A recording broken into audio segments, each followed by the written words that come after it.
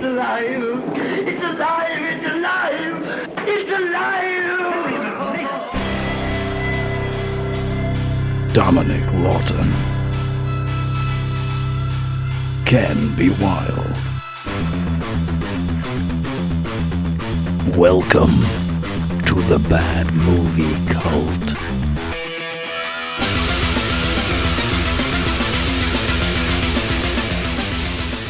Welcome back to the Bad Movie Cult podcast. My name is Dominic Lawton. I am joined by Mr. Ken B. Wild. Hello.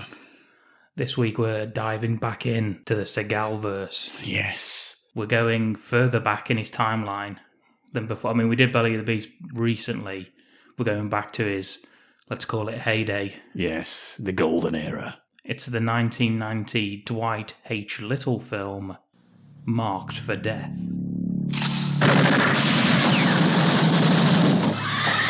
Jamaican gangs known as posses are now dominating the American drug trade. In Above the Law, he got tough. Who's that? John Hatcher, DEA. In Hard to Kill, he got even. This is not the time for you to walk out on me. I've had enough. He thinks he's retired. He still looks functional to me. Now, the man with the short fuse is marked for death. I want you to meet my sister, goddess of fire. Steven Seagal is John Hatcher. He's dead. And he don't even know it. A good cop Your family has been marked. in a bad mood. Said he'd kill us both. I don't think he's gonna get the chance. What are you planning to do? I'm gonna take out the posse.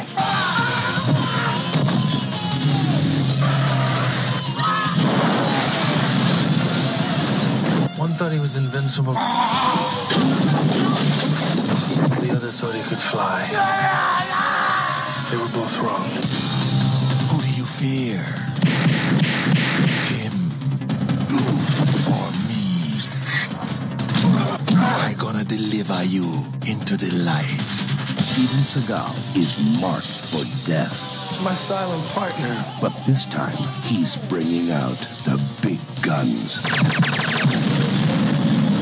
Steven Seagal, marked for death. Are you some kind of cop? Nah, I'm just a concerned citizen.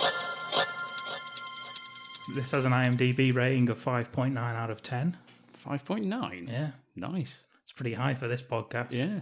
Rotten, Pretty high for Seagal films. yeah. Well, Rotten Tomatoes rating of 27%. Yeah, that's because people don't like him.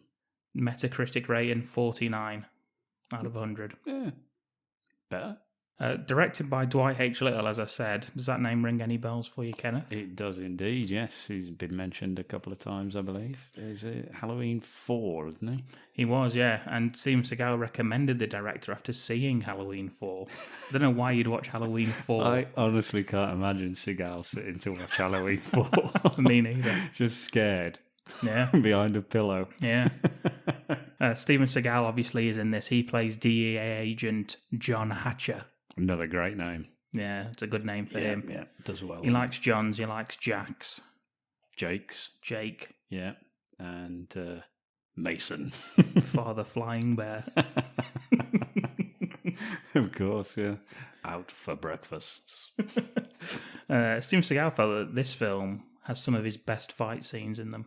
I think it probably does. Does indeed. Yeah. Loved it. This also stars Keith David as Max Keller, Yeah. mentioned in Roadhouse. Yeah, he's Briefly. great as well. I like Keith David. Basil Wallace as Screwface, Yeah, or Basil Wallace. or Basil. Yeah, Basil? I believe it's the American pronunciation. Basil. Yeah. Basil to us over here. Yeah. Well, Basil Fawlty, you know. Basil Brush. Basil Rathbone. Exactly. Sorted out America. The villain Screwface was named after a Bob Marley song. Fact. What was the song called? Don't know. No Woman, No Cry. Yeah. You've got Joanna Pakula as Professor Leslie. Yeah, she's a pointless character, isn't she, in this? Mentioning Dwight H. Little, and he directed Halloween 4, we also have Danielle Harris Yes, little Danielle. playing Tracy Hatcher. Danny Trejo as Hector. Yes, Danny, he's in it. Nice Yeah. to see you, Danny. and Jimmy Cliff as himself. Yeah, man. Steven Seagal asked Jimmy Cliff to perform in this movie. And he said, yeah, man. He did, yeah. He also wrote and performed the song John Crow together with Jimmy Cliff on the soundtrack. He did, yes. Yeah, I believe it is the first singing credits Seagal got him in one of his films. He does more in others later on. Alligator ass.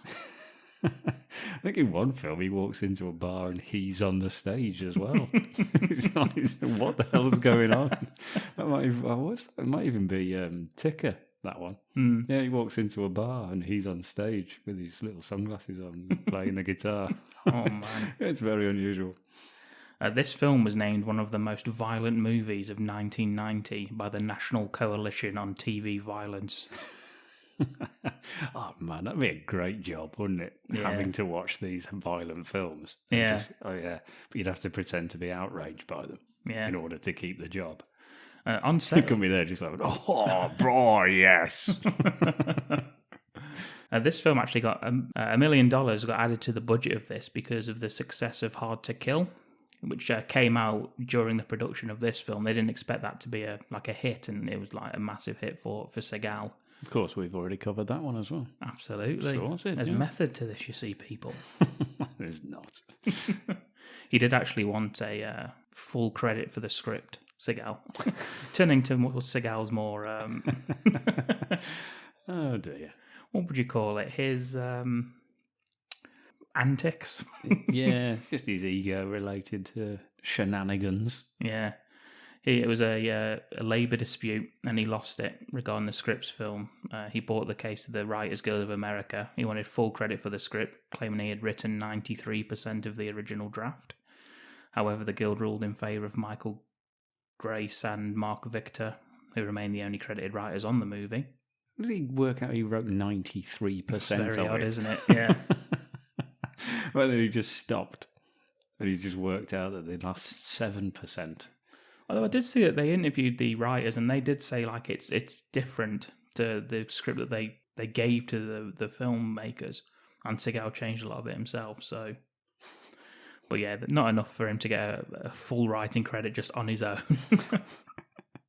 And it was during this film that you get the old the classic urban legend about Seagal, where he claimed that through his Aikido training he was immune to being choked unconscious.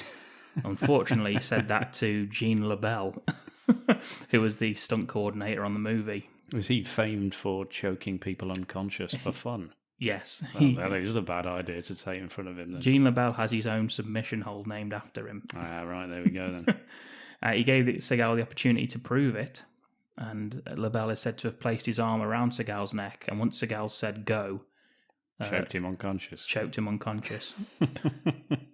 He's never confirmed it publicly, but has alluded to it being true. And then he trained Ronda Rousey when she was going into MMA. I take it you still mean Gene LaBelle, yeah? Yeah. Not Seagal. Absolutely not. No. Ronda Rousey. No. No. And she said... Was this he said, she said? Well, she said that he said. That Seagal said.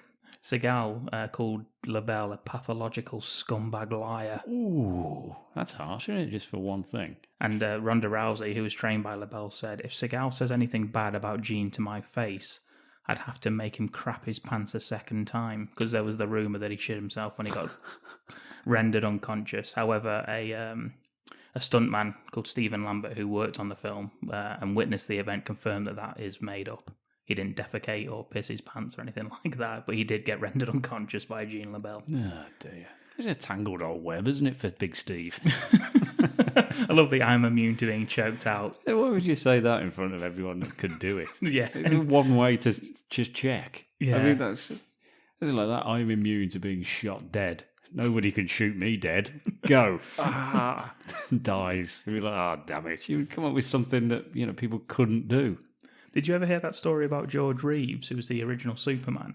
Where he said, I am actually made of steel. No, he was doing like a fan event or something, and a child had taken his dad's gun and was going to shoot him to see if that was true.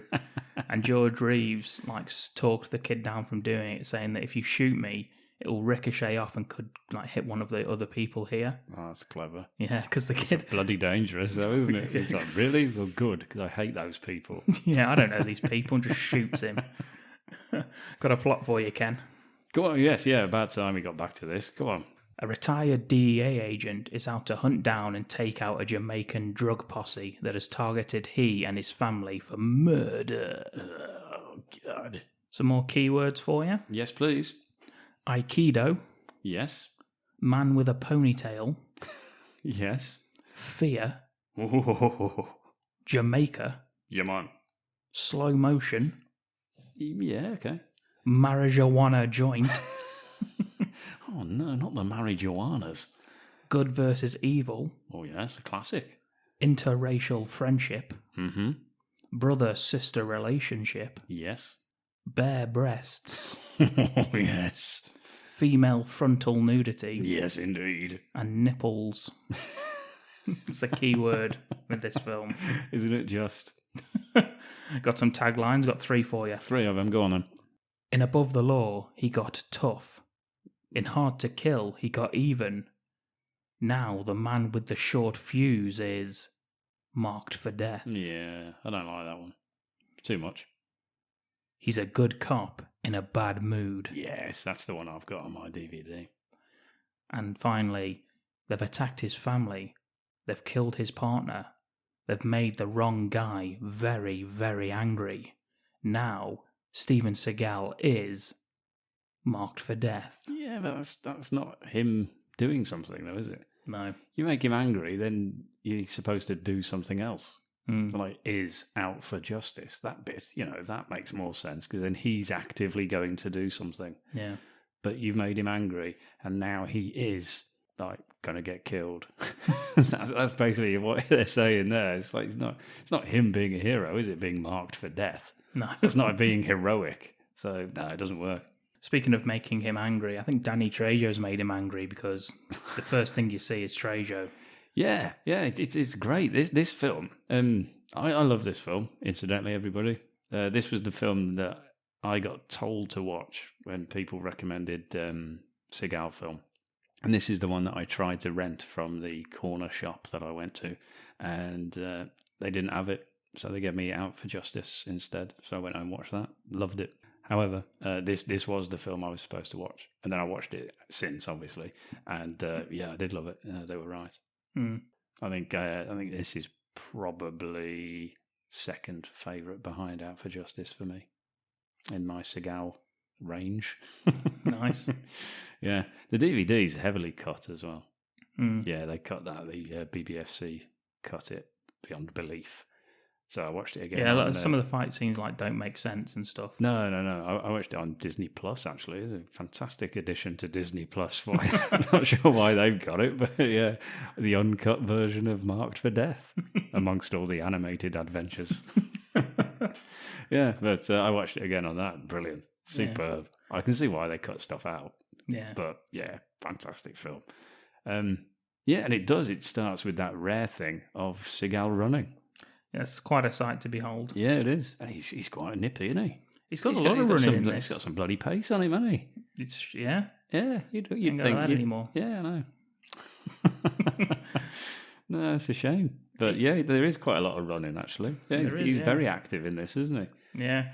It's him, and Seagal's got a partner at the beginning here called Chico. Yes, a classic partner thing. Yeah, and as I say, Hatcher is his name in this. He uses some martial arts to take Danny Trejo down. They go running through like sort of warehouses or it's like some barrio, isn't it? Out there, he actually gets hit by a car as well. Seagal, he gets hit by a car in the first minute, and just gets up and carries on running.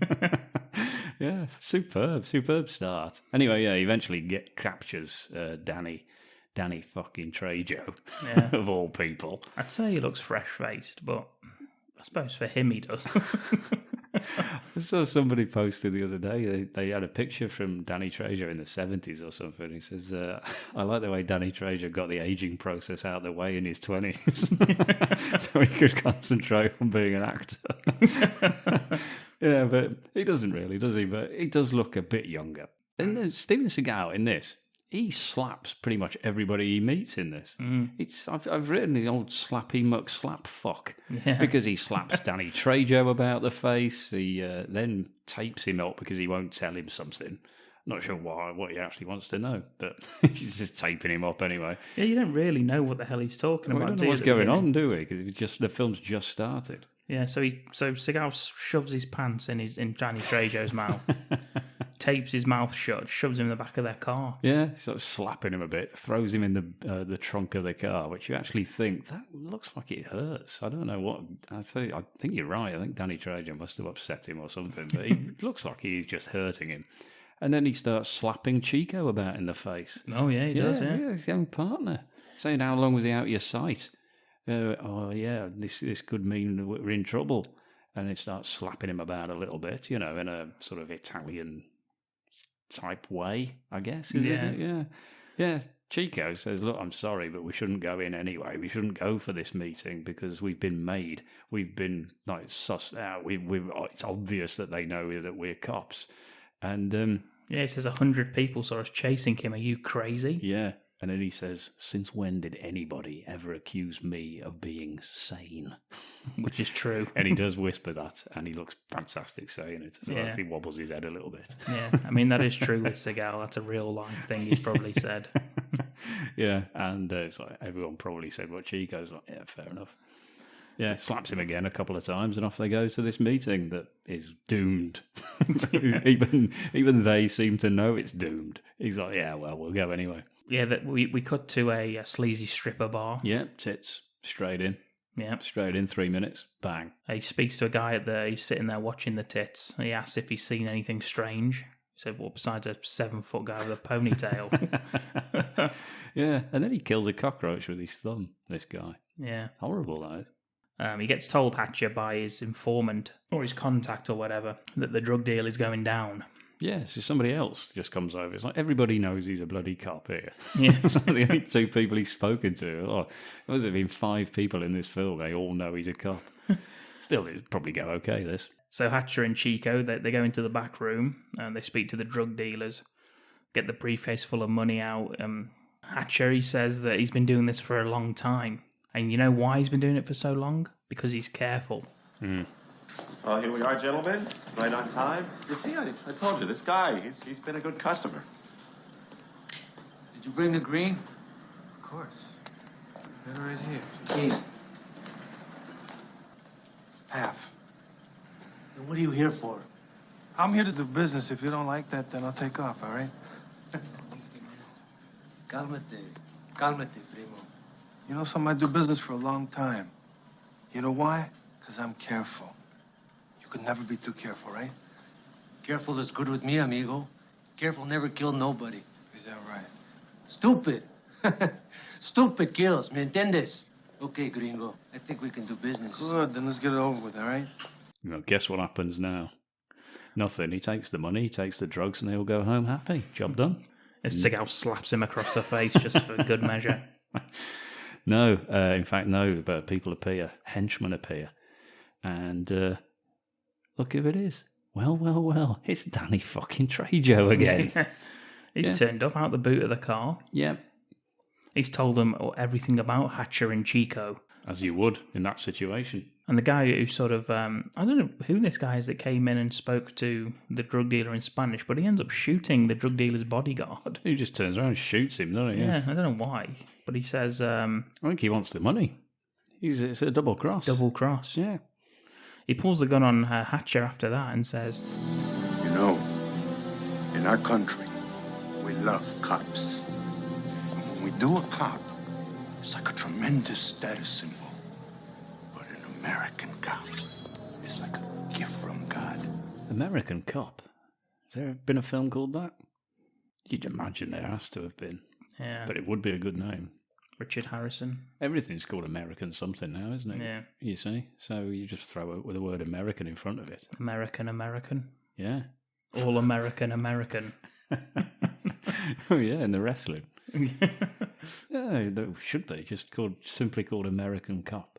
Maybe take him out of his jurisdiction, send him across over here to England. An old Blighty. Yeah, send him over here. Bobby on the beat. Yeah, it's just an wearing idea. a beret. Of course. Yeah. No nonsense. Sleeveless flak jacket. He tells Hatcher he's going to be tortured until he tells him where the rest of the money is. Hatcher tells him that there is no more money, and then surprise attack. Cuts the guy's hand off with his mate's knife. Quality machete work, isn't it? Yeah. No, this is the first fight, and it's a good one. It's very brief, but it's effective, as is his style. Yeah. Hatcher and Chico, they grab the money. They head off into the back into the strip club to escape. Chico checks one of the rooms, and there's a topless stripper in there, sort of pleading for her. Yeah. No mass, I think she says. Tits. I think that's what it means. Chico turns to tell Hatcher, and the stripper opens fire, killing Chico, hitting him in the chest. Yeah. He's not dead yet, is he? He's bleeding out at the time. Seagal just empties his gun straight through the room, doesn't he? He doesn't Yeah. even look what's going on. He doesn't know what's happening in that room. He just fires through the wall. Yeah. It's great, actually. So but anyone who's not sure, Ken means shooting it, not just throwing the bullets out of his gun. What did I say? Empties his gun. Just immediately gives up. Yeah, that'd take a lot longer as well, wouldn't it? Yeah, he does. He blind fires into the room, kills the stripper. He has a little haunted look on his face when he sees it. Yeah, I think he's a little bit upset by that. Killing a woman. Yeah, plus she's got nice tits, so I guess that was what he was upset about. It ruined him. Lord have mercy. He picks Chico up off the fucking ground, gives him a slap for being an idiot. Goes in the prostitute's little room, slaps her ass. Yeah. on the little buttocks. Heads out. He's got his contact as well. He's from before. He crushed the bug, I think. It's him. He escapes with them. They get in their car, drive off, end of scene. Yeah. Hatcher, he goes back to Chicago. We get a Straight caption. into Chicago. He visits a priest who you never see and confesses that he's lied. He's taken drugs. He's falsified evidence. He slept with female informants. He doesn't actually say female. What? He doesn't. He says he slept with informants. Oh, dear. And I was like, it's Danny Trejo, isn't it? Yeah. That's why he was chasing him down. Yeah. Yeah, because I actually wrote, like, what, Trejo? He doesn't say female, which I did make a note of. Oh, dear. Well, All of them. he did it in the name of getting the bad guys, no matter what. He was cutting corners to make sure justice was served. He also tells the priest... Does he tell the priest that he shot the woman? I don't know. I think so, yeah. I think he opens with that, yeah. And it's got to be difficult for a priest, doesn't it, when you open with, I've just shot a woman, Yeah. dead, and you're like, shit. It's a lot easier just to hear about, I have weird thoughts, and he's like, oh, good. Good, this is an easy one. Not, I've shot a woman dead in Mexico. Yeah, he fears that he has become the person he most despises. Oh, yes. It's very... Danny Trejo. Yeah, then he reaches through the confessional and slaps the priest across the face. The priest tells him to take some time out and visit his family. He says he needs to find the gentle self inside of him and allow him to come back. Yeah, and that's the rest of the film. Yeah. Yeah, just enjoying family life, peaceful. Well, he goes to visit the Carl Weathers character, the chief, tells him he's going to retire, and he's not happy about that. Well, he needs him. He doesn't. He offers him full pay, 2-3 months, whatever he wants off. Yeah. He just needs him on the force. But we need you, John. John replies by, nothing we ever did amounted to shit, and you know it, and slaps him across the face. And turns him around, slaps his ass. Yeah, he doesn't actually say which one of those he's choosing, because he doesn't say, no, I'm out. He doesn't confirm that, or he doesn't say, okay, then I'll take 3 months off paid, thank you. I just thought it was kind of, leaving that figurative and the literal door open as he leaves. Yeah. But I think he has retired there. That's him retiring. Gets in his car. It's like a little sort of sporty... It's a Mustang. Yeah. He's got a muscle car. Of course he has. They all have. Gets in his car, heads back home. He heads back home to Lincoln Heights, which is like, I'm guessing, the suburb of Chicago. I guess so, yeah. Rings the doorbell. You see like the cheerleaders walking down the streets and... Michael Myers stood behind a hedge. It's that kind of neighborhood. Yeah. It's almost like the beginning of like a mannequin film or something, just like teen bopping music and everyone's having a good time. There's a party going on. Yeah. He's turned up just at time for a party. Yeah, I would have loved it if he'd have turned up to this family barbecue in beret and sleeveless fucking. It actually just looks normal, doesn't it? He does look normal, yeah. Not for long, but yeah, in this bit he does. Danielle Harris, she answers the door. Yeah, we have to point out that Danielle Harris is still a child in this, so they're getting no comments from me. Okay, just letting you know that. Probably didn't need to let us know that, but yeah, she's 12 years old in this. She answers the door. There you go, you see. No. She tells Hatcher that he isn't her uncle because her uncle John lives far away. He says, I am your uncle, and fucking slaps her across the fucking face. Just uppercuts her, just to clean out. Sparks her out now. Because what she fails to understand, apparently, is that cars exist. I don't know, it's just how he lives far away, so that's it. You'll never, ever see him ever in my life. Yeah. We don't know how long it's been, though, to be honest. Oh, yeah, he does say that she's grown up to be a big girl. Oh, yeah. She'll grow up to be even bigger, Steve. Oh, damn it, I said I wouldn't. She asks if he's allergic to cats, and he says, cats are allergic to me, and then breaks her cat's wrist and throws it through the window. Proving his point. Perfectly, Steve. Well done. We find out that her name is Tracy, and her mother asks her to come back in the house when she notices that it's her big brother Johnny at the door. Well done for keeping your kid, though. I mean, he could have just nicked her, abducted her, and gone. Little Johnny Hatcher from the flats. That's who it is, yeah. Tracy's mom is Hatcher's little sister Melissa. She takes him through to the family barbecue, introduces him to sort of the kids who maybe aren't sure who he is. And he does slap these kids. He does, yeah. He does, yeah. He says, hey, how's it going? And rubs the hair upon their head, in a friendly motion, and then gives them a little slap across the face because he's an uncle. There's like a guy there doing the barbecue. No one really says who he is. No. He just says, hey, yeah, how's it going? Where have you been? And he's like, I've been here, waiting for you. Yeah. And he's like, slaps him across the face. Yes, he does actually slap him on the face. It's like, stop it. What's wrong with you? I'm guessing that's an uncle, maybe, or something. I don't know who it is, but he's just, what do you mean, where have you been? You're visiting them, Stephen. They're not come to see you. You've turned up out of the blue for how many years since you left. What do you mean, where have you been? He's, we were saying... We don't see that guy again, anyway, whoever he was. We don't see him again.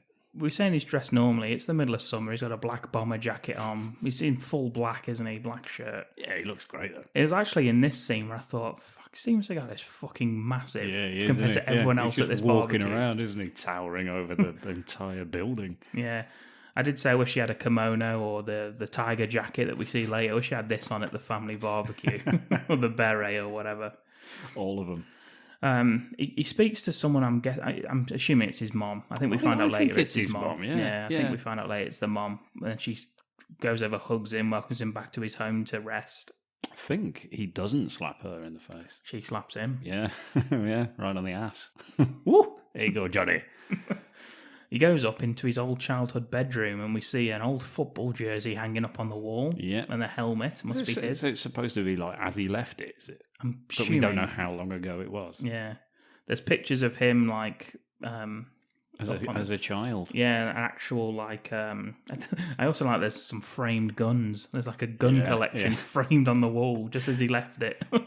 America, eh? There's also a photograph of Danielle Harris looking like she does now. So how long was it since he saw her? Yeah, I know. And who put that in there? Her?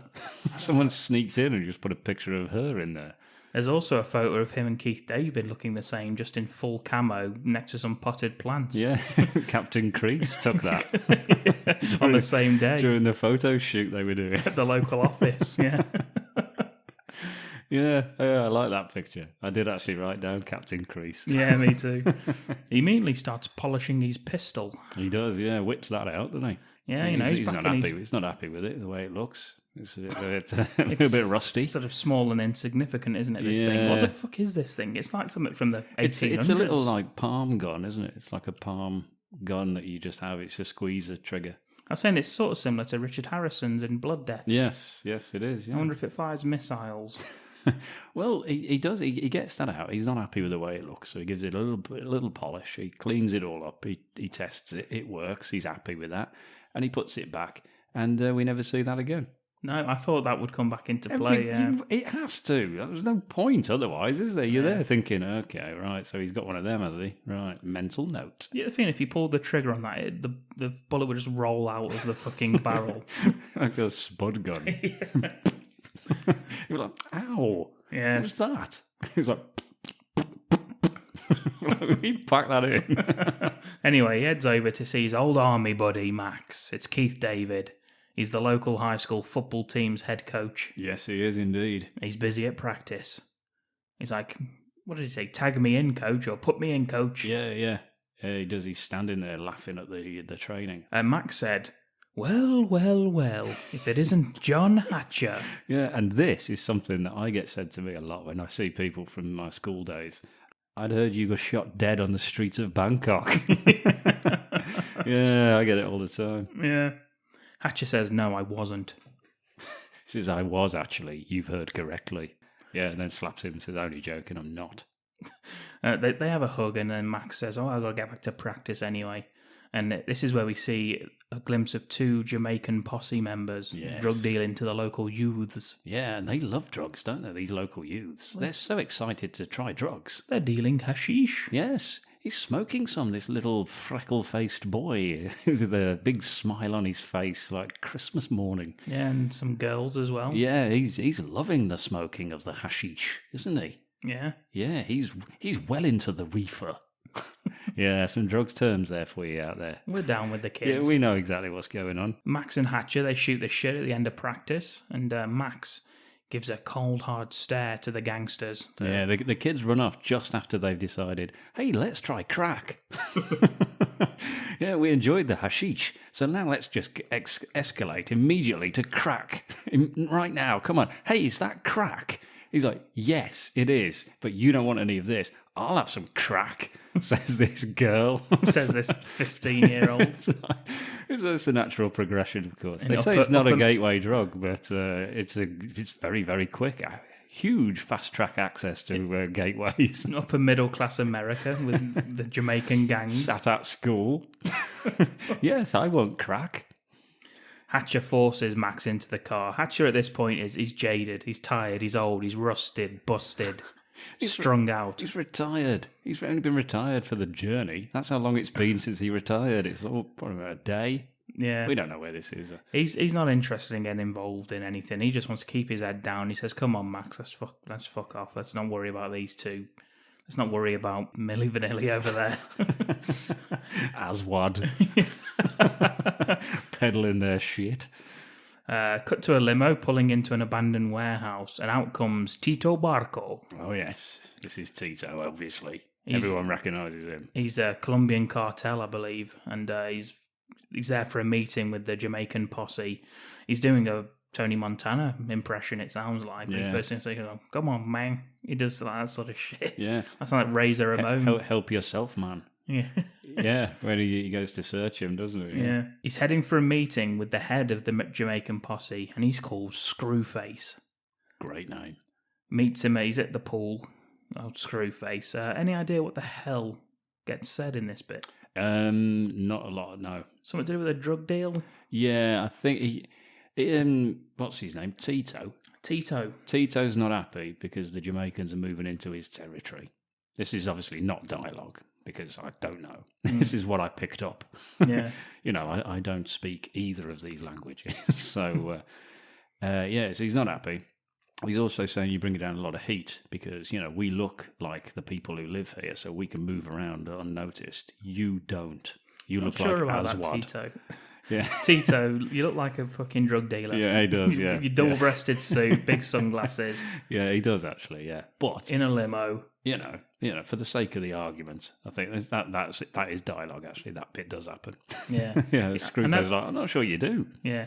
I know he's offering the Colombians a 20% split. Like, he will bring in the drugs, they can sell them, but they only get 20%. And obviously, Tito ain't happy with that. Yeah, Screwface looks fantastic, by the way. So, fuck yeah. So piercing, green eyes, almost fluorescent neon green eyes. Yeah, we get some voodoo nonsense now where Screwface appears in the background walking behind the pillars by the pool. Yeah, because he says, I am everywhere.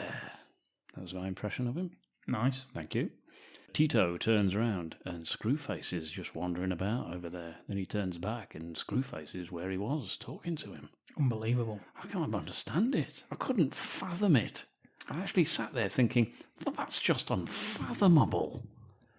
It's all voodoo nonsense as far as this cat's concerned. Yeah, well, if you thought that was voodoo nonsense, wait till the next bit, which is classic voodoo nonsense. Yeah, Tito sort of laughs it off, the fact that he's sort of teleported back and forth and leaves, heads straight to some sort of like voodoo priestess. Oh, yes. Yeah, gives her what she needs, tells her what he wants. And is that lyrics? Sounds like a Bruce Springsteen lyric or something. Yeah, well, if he's out there, Bruce, give us a contact. I'll sort your new album out. She says something about leopard people. Yes. No idea what she says. I think it was just a Tarzan film she watched. Right. Yeah. She just paused it whilst when Tito arrived. Tito thinks that Screwface is using evil spirits and he asks for help and he gives her a load of cash and as way of sweetening the pot. Yeah. It works because she's like, yeah, go on him. Yeah, he leaves in saying, I hope to see you again. And at this point, she has a bath. Do you know, right, once my friends came around my house and we were there. We was like, oh yeah, we'll watch a film. We used to do like drinking games where we used to sit and watch films and drink at certain points. We'd all have characters. We'd all have characters, and when they spoke, we had to drink. Yeah, classic. But before we got to any of that, one of my friends said, have you got any porn? And I thought, it was a bit weird, you know, and it was like six lads just all sitting there watching porn together, which would have been very odd. And I didn't. There's always that one mate in the group, isn't there, that says that? Well, obviously I didn't have any porn, you know. Why would I? I live at my parents' house. Yeah. There's a stash of porn. Yeah. In Ken's defence as well, this is before the internet. This isn't like where porn is literally on tap. Yeah. This is like you had to go and buy a VHS tape of pornography. Yeah, which I did later, and DVDs. But that was afterwards. That was when I moved out. I'm living at my parents' house. And I showed them this bit of Marked for Death. Yeah, they laughed in my face. Yeah. They were like, what the fuck is it? Porn? I was like, it's tits, isn't it? And yeah, it is. It's tits. It's tits and the female nudity that was in the key words. Yeah. So, you know, joke's on them. It's key words, female nudity. The only reason there is this bit is so we can see her arse, because there's no point in this bit in the film, to be honest. It's shot. No, I liked it. She has a bath in some milk, by the look of it, or something. Takes a drink. Yeah, she shit at drinking, isn't she? I thought you said she shit. She shits in the bath. Oh, no. No shits in this. No, yeah, she's awful at drinking. We call that a torpedo surprise in the UK. Yeah, the floating Snickers. She has a drink out of a big bottle of vodka by the look of it, and then she just spits it. She just spits it again, all over a chicken. A live chicken. A chicken that she's got. Not like ready to roast. No, she's not flambeing. No, she just she has a drink, spits it in the face of a chicken. Anyway, yeah, it's voodoo, that's why. She's got a picture of Screwface anyway that Tito gave to her. I don't know how he's got it. I know, it looks good. It looks like he's on a holiday. He does, doesn't he? Yeah. He's got his little sunglasses on. Looks like he's just got off the plane. And he puts that picture in a bowl of sort of bones and skulls and fire.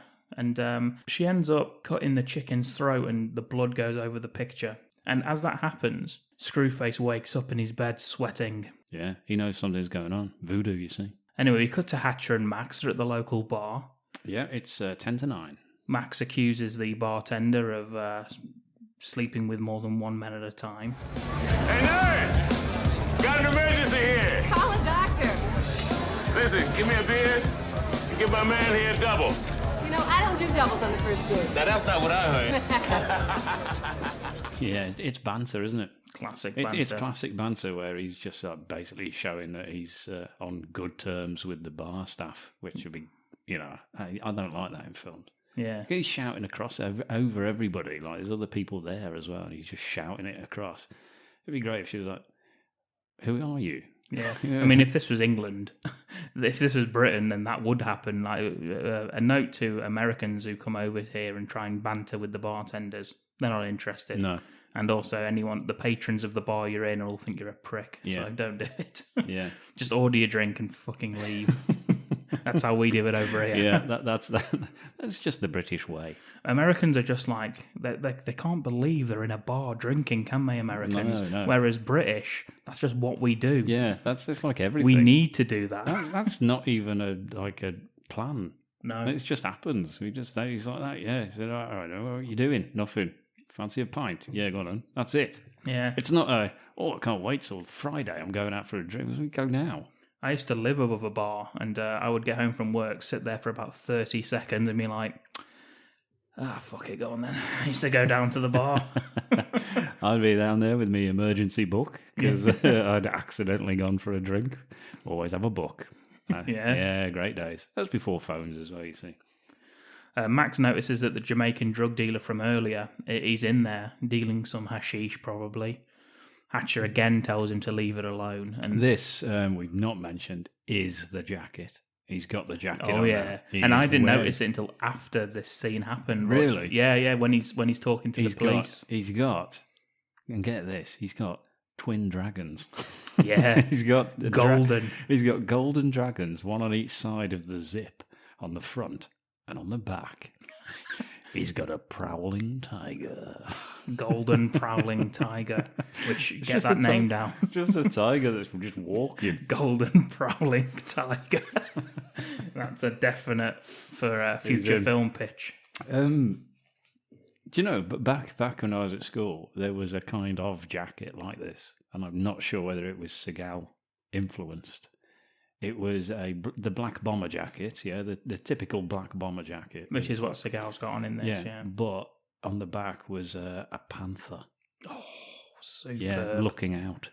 Anyway, enough of that shit. Yeah, so he's wearing this jacket and it looks bloody awful.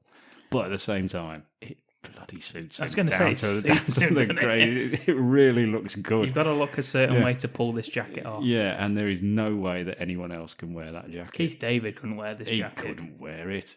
Even Screwface could wear it. He wears some fucking weird stuff in the film. He's dressed as the Joker from the 60s Batman film at the end of this film. Yeah, but he ain't going to be wearing it. He can't get away with that. No. Yeah, and we say all that, and that's nowhere near the worst thing that Seagal wears in these later films. But still, I think this is his first influence, I think. Yeah. This is where he's first saying, I'm wearing that. Yeah.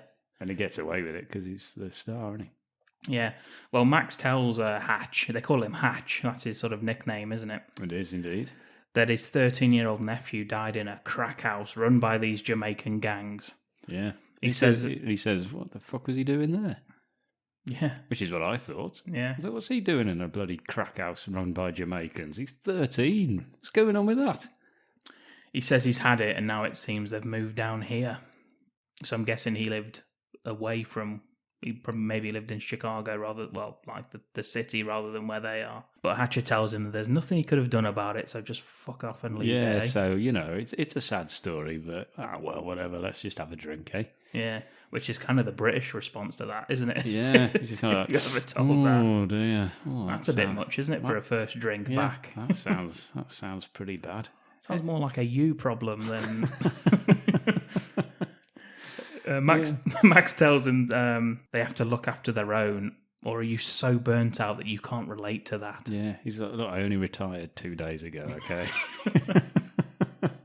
Yeah, because we're still not sure of the timeline. But you'd imagine it's either the same day or the day after. Yeah. We're not sure either. As they're relaxing, we get a gun. We see Tito, he's in his limo and he calls for a hit at the bar. And the Colombian drug dealers, sort of henchmen, they all turn up, don't they? It must be the only bar in town. It's got to be. Otherwise, that's just a coincidence, isn't it? Yeah. It's not even full. No. Is it? I mean, it's busy, but it's not full. It's not full to the rafters. It's quite big, this and place. there is a live band on as well. Yeah. I think it's the Jeff Healey band as well, playing behind some chicken wire. Yeah. The Jamaicans open fire first, though, however. They get the jump on them. Yeah, it's weird because one of the Colombians looks out of a fire exit and nobody there, and he just comes back in. And as soon as the door closes, it opens again, and Jamaicans run in. So either he was really shit at looking, or they were really well hidden, or they ran really quickly to get to the door. And they've all got, like, machine guns, haven't they, the Jamaicans? Yeah, I think one of them shouts, "Blood and fire!" or open fire. One of the two, but I'm thinking blood and fire is probably more realistic. Yeah. Open fire, a bloody firing range, is he? No, he's not a shooting squad. The firing squad from the war, from the First World War. Open fire. Ready, aim, fire. Got his dreads on, with a little army hat on top.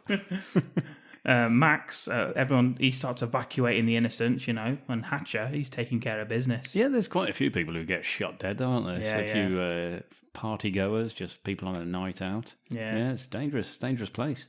Hatcher saves a cartel member who's about to get... He goes for his gun, doesn't he, and realises it's not there. Yeah. Actually, I think that's what he's doing. Either that or he's just farted and he's trying to just blow it away with his hand. He reaches back with his hand I think it's to pull his gun. I would assume so, but who knows with Seagal. Maybe you just got choked out. Yeah. And one of the this Jamaican posse member is called Monkey, we find out later. He goes to shoot a cartel member in the head and Seagal disarms him, and it's a fucking great disarm. Yeah, it is. It's very, very good, isn't it? He's How quickly he does it. Just sort of bends his fingers back, doesn't he, as well? It's I'm sure we mentioned it, especially when we're watching the newer ones of Seagal, but he was a legitimate fucking Aikido expert. Yeah. He was like the first American to run a dojo.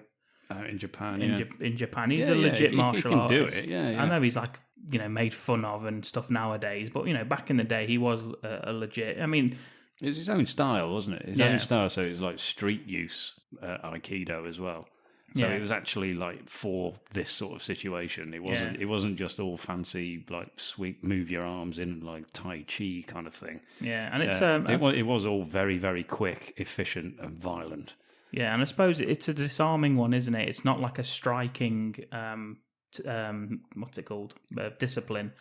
It's all about using the momentum of the other person against them. It's joints, isn't it? And pressure points and everything like that. Yeah, and actually the director said that you couldn't have a film just full of Seagal doing this because it'd all look the same, which is why he included car chases and explosions and gunfights and stuff like that. But when it is used in this, it is to great effect, like this disarming thing we see here. Yeah, it looks great. He said this is some of his best fights. I agree. I think some of the fights in this are brutal. Really nasty as we go on as well. They are quite violent, and it just looks. It's like Out for Justice. There's some fucking horrific There's injuries in that. some great violence in that one. Yeah, but it is. It's a good disarm move, and it's very, very quick again. And we get a little bit of dialogue between the two. He says, "I promise you're a dead man walking."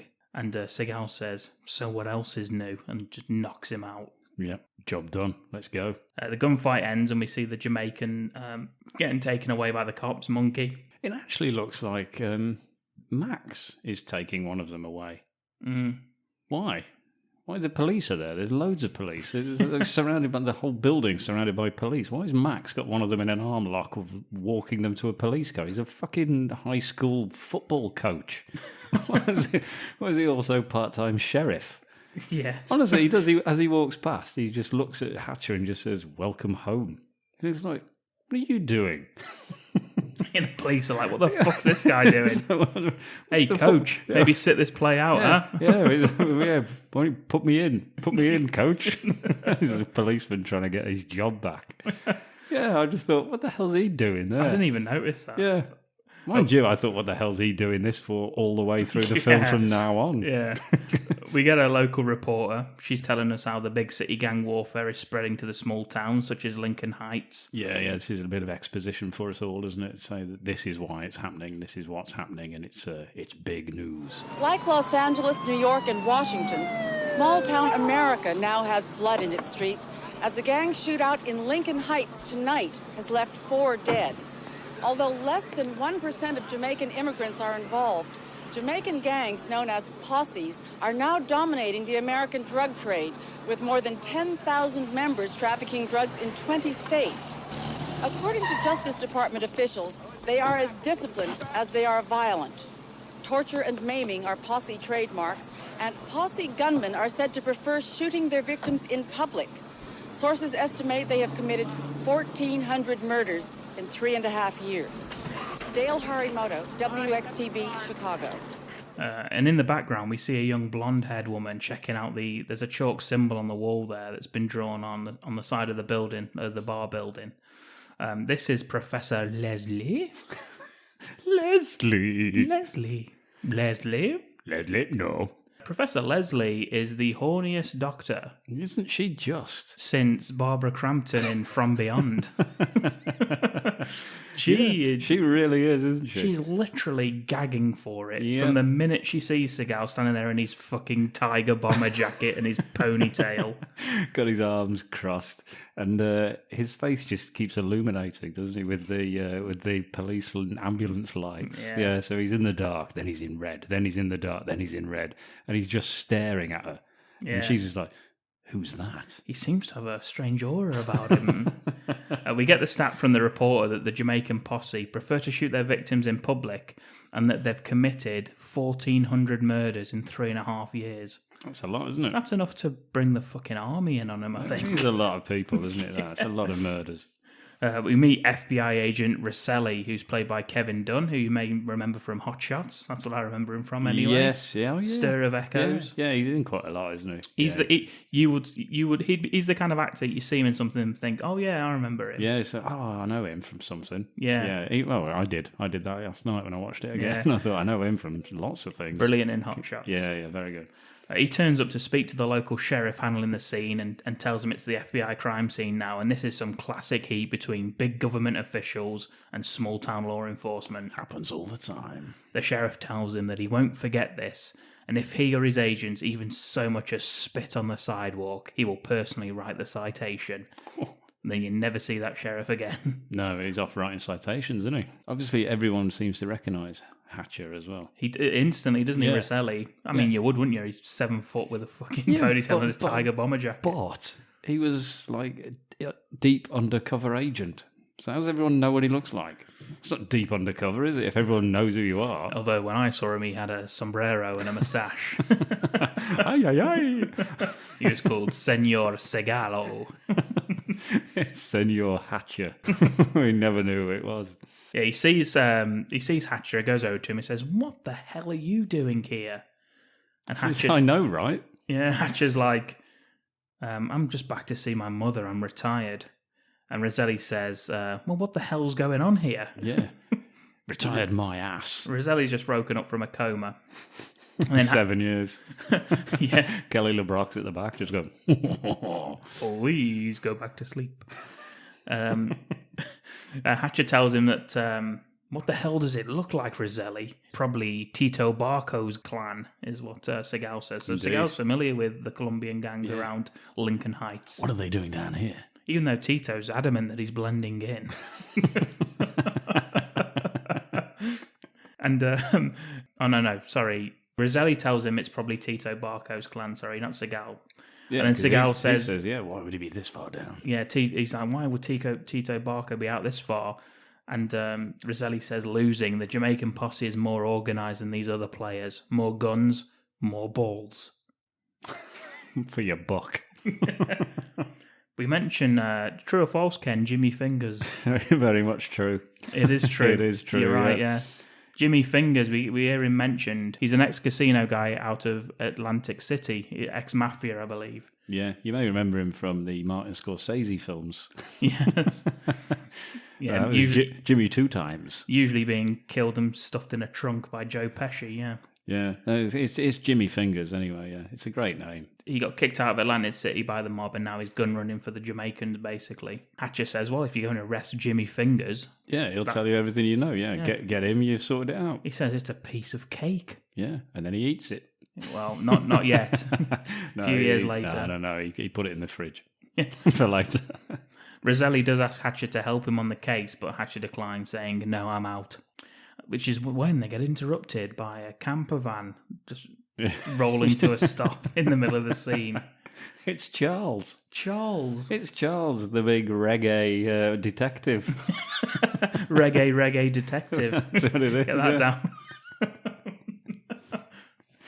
Yeah, it's Charles anyway who comes in and starts talking to Rosselli. He notices Hatcher and then asks Rosselli, who the fuck would wear that? He's like... And it gives Rosselli the chance to give us Seagal's credentials, which we all know is a staple of Seagal films and subsequent action films. How much of a badass is this guy? John Hatcher. He was an undercover troubleshooter for the DEA. We worked together on one a couple of years ago. Yes, I know him. Him coming in with us? No, he thinks he's retired. He still looks functional to me. Which is something no woman would ever say out loud, ever, even if they did fancy a bloke. They wouldn't say that to just two other blokes standing there. Yeah, because they would just look at her, just like, what? Yeah. And she's just like, she literally is. It's like the Diet Coke advert this is, except Seagal's in a fucking Tiger Bomber jacket. Yeah, full-on carry-on movie. Yeah. Dialogue there from her. We cut to sweaty Screwface. Yes, we do. He's got the voodoo priestess from earlier tied down. He draws a knife on her and he says, I have a message from Tito. He says to meet him in hell. Yeah. And kills her. Which it's weird that Tito would pass messages through Screwface. Do we ever see Tito after this? No. We don't, do we? No, I didn't think so. No, so I assume that he's also killed him. Yeah. By the way, he says meet him in hell. Yeah. Or will kill him shortly after. Yeah, we cut to a nightclub downtown. This looks to be the hangout of the Jamaican posse. A special shout out to the guy in the baseball cap dancing like the funky chicken by the bar. As we have a look around the nightclub and we meet Jimmy Fingers. Well, actually, before we meet him, I think Charles says something about Screwface, and he describes him, and he says, do you know what it means when they say a face is screwed? Oh, yeah, Then he says, pray you never find out. Yeah, and we never do. And we never find out. What the hell's he talking about? What does Screwface mean? Don't know. Have you listened to Bob Marley recently? No, I haven't. Have I got to? Is that it then? Because he was named after the song. I guess so, So yeah. it says it in the song. Yeah. Oh, bloody hell. Jimmy Fingers. Anyway, yeah, he does. Yeah, here he is. He turns up. He's like, ho. He's like, he's like got a little tickle fingers. He's got 12-inch long fingers. He's like a little alien. He's like Mac and me. And it seems like that he got Monkey out of jail earlier because he's at the nightclub with him, and they thank him for doing it. It's a clever ruse. He said they knew he would skip anyway, so I just gave him a few extra and got him out. Yeah. I was like, well, what's the point of that? If he was going to skip anyway, that would have been free. Monkey goes to the back and leaves Fingers to dance with one of the girls there. Yeah, to do his thing. Back of the club looks like where they're making the drugs. Screwface is back there with his voodoo stick. He's got like a big wooden stick thing, hasn't he? Yeah. He says respect, which which I think I can get away with saying like that. Yeah, I think you just did. Yeah, I think so. He gives the gang pretty cool. He gives the gang a rousing speech. He basically says that if someone commits a crime against the posse, they need to be paid back. Referring, I'm guessing, to Hatcher getting the drug deal. 1,000 times. Yes. Yeah. Yeah. See? I'm going to get the hang of this lingo. He's referring to Hatcher getting Monkey arrested. He is, yeah, because he's saying it right into Monkey's mouth by the look of it. He's incredibly close. Into his mouth? Well, yes, he's that close to him. He's just like pretty much just touching his lips with his own lips. It's like he's kissing him. Yeah, it is. It's like, go back off just a little bit. I know you're supposed to be like intimidating and everything, but that's just get off. The warriors. Yes, sir. Conquerors. Respect. No. The Almighty has given I and I his hand. His rod of correction I hold. Mama Loza. Let no man here fear for his own life. Them that wish I and I to be left in poverty and squalor will themselves be damned. If a man commit a crime against you, he must be paid back 1,000 times. Who you fear? Him or me?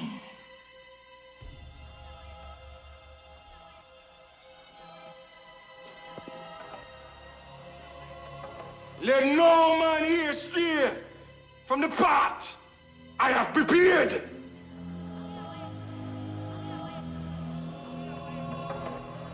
Then the streets out there belong to you now.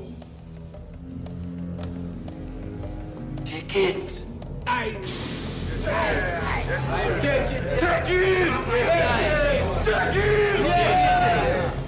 The next day, we catch up with Hatcher and Max. They're going for a jog, more sort of bit crazy, more running. Yeah, a bit crazy. more running from Steve. Yeah. Hatcher's given us more about being world weary. He's seen enough to know the world doesn't want to change. And he basically tells Max to, keep your head down, try to get on with your life before it comes and bites you on the ass. Yeah. Stay out of trouble. Max isn't having any of this, though. He says trouble is tapping us both on the shoulder right now, and Hatcher doesn't want to turn around. Oh, yeah. And, of course, Don't Turn Around was the biggest hit by Aswad. Yeah. So, I think there's a little nod there to Aswad. Max leaves, and as he does, a car comes racing around the corner. Yeah, and he's not seen that on his way past. I don't know. He's driven past where he's driven off, turned right. They drive where he's just come from. Oh, no, they come from where he's just gone and turn left. Yeah. And he's just not thought about it afterwards. He's like, well, I think I told him. Oh, look at them. Yeah, it's the posse. Oh, well, it is, yeah. It's a car full of them as well. He's not seen them. Yeah. They get out the sides of the car and they start doing a drive-by on the house, the Hatcher house. Absolutely pepper the house with machine gun fire. Seagal, because he's got cat-like reflexes, he hits the floor. He still has in those days, yeah. Yeah. Now he would literally just hit the floor by just collapsing. Yeah. As if he was even stood up in the first He doesn't propel himself across the floor like in Belly O.T. Beast, but... That is a shame, isn't it? Just Yeah. into the other room. It turns out, after the firing stopped, that Tracy, Hatcher's 12-year-old niece, gets shot. We get the shout from his sister, Johnny! And this is the best angry face turnaround in any film I've ever seen. Yeah. And this made me want to have a furrowed brow just like Seagal, and I think I have now. Because of this film. Oh, It's right. because of this film I practiced. I used to angrily stare at myself in the mirror. Sometimes deliberately, sometimes I just did. I just realised I was. Yeah, but it was because of this. The way he spins around in the slow-mo with his ponytail flapping in the breeze, and he just stares at her. Oh, his face is superb. Yeah. So angry. He is angry, and Yeah. rightly so, because she's been shot in the... I think it's in the shoulder. It looks like in the shoulder, but when she goes to hospital, it's in the head. She's got a apparently, bandage yeah. around her head. Yeah. She's in critical condition, and I don't fancy her chances of a full recovery because her doctor is Dr. Silberman from the fucking Terminator films. Yeah. He's always a doctor. He's He a is, isn't doctor he? in everything. Fucking Maybe he's a hell. real doctor. Yeah, I am worried for her anyway. Yeah. Yeah, it is a shame when he turned round. He was like, oh, Jesus Christ, not this guy. So the first thing Hatcher does is obviously ask him how's the knee. And the second thing is, very oddly enough, he says, you treat this 12-year-old girl like the President of the United States. Yeah. Money isn't a consideration. Yeah, he does point out, he said, well, we treat everyone like, the same. He's like, look like slaps him across the face and Yeah. says, listen to me, like the President of the United States. Melissa, of course, blames John for what happened, starts hitting him, which I think Seagal probably really pissed off about because she hits him quite hard. Yeah, that would have pissed me off. She's lucky his training didn't kick in or he would have fucking broken her wrist in an instant there. Just thrown her through the coffee table in the reception of the hospital. She eventually breaks down crying after hitting him and He falls takes it. into He his takes arms. it. He takes all of that. His little hits on his chest and everything. I think the Twin Dragons probably helped him cushion the blow. Yeah. With his padded jacket. Couple of horny wolves that they are. He goes to sit with the niece, who, thanks to Dr. Silverman's been decked out in a suit with two bodyguards next to her. She's got a press conference in 2 minutes at the White House. He sits with her, and she's unconscious and stares at her unblinking through the whole scene. I think this is Seagal's attempt at putting across that he's upset. He's upset. He kisses her on the hand. Some action music hits. Slaps her face before he leaves. He does, yeah. Yep. Gets rugby tackled by the president's bodyguard, Kevin Costner or whoever else is there. Clint Eastwood. Clint Eastwood, yeah. Whitney Houston's in the other ward. So Kevin Costner's over there with her. Some action music hits. Kelly LeBrock has a quick look at his dick and he's out of there. And as he leaves, this is great as well. As he leaves, he just opens the door. I was going to say kicks the door open. And then brilliant. There's a nurse the other side that just gets fucking sprawled. Like Little Shop of Horrors. Yeah. He just like smashes the door open, and as he walks out, Max sees him. He's just in some random corridor sitting down. He just stands up. They look at each other, nod, and just walk. I put a cool shot of them both side by side marching out the doors. It's time for action. Yeah. He was saying he doesn't want to unless danger or threat comes calling. It's come calling. And it's time to go to work. Somebody needs a finger in, is what he's thinking. And he heads immediately to Jimmy Fingers. Yeah. Unfortunately, the professor's just like, no. He's sat at home reading a book. Yeah. And he smashes, he does kick his door in. This door just gets blasted in. And Jimmy Fingers is up on to the job. Up to his tricks. Yeah. With two ladies. Two ladies of the night. Asked him about bailing out Monkey. That means prostitutes, by the way. It doesn't mean vampires. Yes. Modern day, I don't know if people understand that anymore. That's Against the Dark. That's the vampire one, not this one. Hatcher tells Jimmy that he wants Monkey and he wants Screwface, which sounds like he's ordering drugs, but, whatever. Jimmy tells Hatcher to go piss up a rope. Yeah, he does, yeah. And goes for his gun, which is on the side there, and Hatcher just kicks him right in the face. Yeah. We get a random Jamaican posse member, comes to attack Hatcher. He throws him into the wall and knocks him out for a minute. You'd imagine that was for the other prostitute. He wasn't just in there watching. Yeah. Yeah, just watching Jimmy Fingers. You think, while Jimmy Fingers is the posse watches. Do you think the posse own the prostitutes around there as well? Then you reckon? Yeah, they've got to. They've got their Jimmy Fingers in a lot of pies. That Jamaican posse member that came in is called Nestor, and he's the one that we met who congratulated Jimmy Fingers on getting Monkey out of trouble earlier. Jimmy curses at Hatcher, telling him who he is and that he's a made man. Yeah, I'm a made man. I'm Jimmy Fingers. Jimmy is in a vest and some black silk underwear, some little briefs. Him of all people should know. Fingers would never, ever wear black silk underwear. Which I'm mentioning it because he seems to pull a gun from behind him. Yeah. Must be a very strong waistband. Where's he been keeping that? He's been keistering it from his time in prison. Jimmy Fingers. Pulls a gun out of his own anus and unsuccessfully tries to shoot Hatcher, but luckily Hatcher, quicker on the draw, shoots him first, straight in the head, kills him, sits down on the chair, dead. And because he said, I'm a made man, Hatcher says, God made men. Yeah. I think that's a Seagal line, isn't it? It definitely is. That's one of the 93% of the script that he wrote. Yeah. Yeah.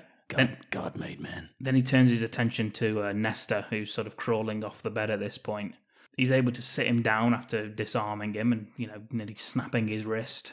And Nestor tells him that Screwface would give him 1,000 deaths worse than anything Hatcher ever could. Yeah. Me and my friends used to quote this bit all the time. Used to say, Screwface, give me 1,000 deaths worse than you.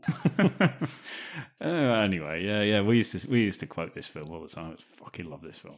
He basically tells Nestor that he is going to take him directly to Screwface, and Nestor stands up and says, "Find him your fucking self."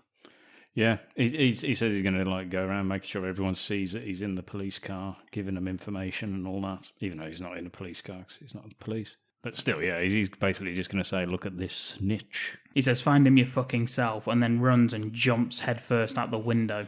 Do you know, I absolutely love people smashing through windows. That's why you love Seagal films. Or being thrown through windows, yeah, especially from a height. I really, really enjoy seeing it, and I don't know why. But so, the Texas Chainsaw Massacre, where she just runs headlong through that window, just brilliant. Yeah. And of course, yeah, he just smashes onto the roof of a car as well, doesn't he, to his death. Yeah. Meanwhile, Max is just sat in his car watching everything, just doing nothing whatsoever. Yeah. Seagal gets back in. Be great if you saw a POV of him just tapping the steering wheel, listening to a song, and in the background you see Nestor just smash through a car behind him. Well, I don't even know where he is. No, he's just not sure where the car's parked, but he gets back in anyway.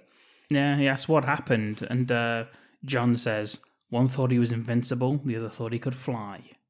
And Max says, so? And he says, they were both wrong. Such a great line. Yeah. Yeah, really, really good line. Brief bit of police procedural stuff. Roselli and Charles on the scene. Roselli tells Charles that this hit was done by a pro, and he bets his last dollar, he bets his bottom buck, that it's John Hatcher. Son of a bitch. Meanwhile, at Screwface's hideout, he's playing dominoes with Monkey and a few of his other gang members. Yeah. And I do feel sorry for the guy on his left. We never know who he is, but yeah, I feel sorry for him. As well as Monkey, he's got another sort of right-hand man called Nargo, and he delivers the bad news that Jimmy Fingers is dead. I think he's more upset that Nestor's dead. Yeah, and he asks him, as Nargo comes in, he asks, where's Nestor? And he tells him that he's dead as well. Mm. And Screwface gives us the line of... See, this is another line we used to quote all the time. Nestor dead? Who do it, the white boy Hatcher? We used to say that about everything. Even if it was just like, I think somebody's taken my pen. And it'd be like, who do it, with the white boy Hatcher? Everything, absolutely everything that ever happened, we used to ask whether it was the white boy Hatcher that did it. Or who do it? Yeah, we used to say this to each other. Yeah, exactly, at work. Yeah. See, honestly, this film has just followed me throughout my entire life because I still quote it now. I still think it now. I don't say it as much because I don't know anyone anymore. I can't just sit there and just say that to people. Where Nestor?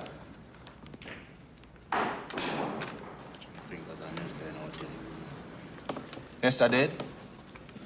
Who do it, the white boy Hatcher? Is this the only time he's called a white boy himself rather than dishing that out to someone else? Seagal? It may well be, yeah. So he starts saying that, doesn't he, later on in his films? It may be, yeah. It's before he became black. Yeah. Yeah, before he went Ebonic. Yeah. Screwflakes. Yeah. That's the breakfast cereal. Tasty breakfast cereal. Screwface, he flips the table. Screwflakes give me a death 1,000 times worse. He flips the table, breaks a leg off it, and smashes the guy to his right in the face. It's the guy to his left. Sorry, the guy to his left. That's why I feel sorry for him. Yeah, he in the doesn't face. doesn't get a line of dialogue. Doesn't even get the camera on him. No. He doesn't even see his face. We don't even know who he is. He's just sat playing dominoes with the boss. Yeah. Yeah, he just pulls a chair leg off, just slaps it, smacks him straight in the face. He's out for the count. And then Screwface turns to Monkey and shouts at him. Yeah, this is another line I used to shout. I want Hatcher dead! I want his family dead!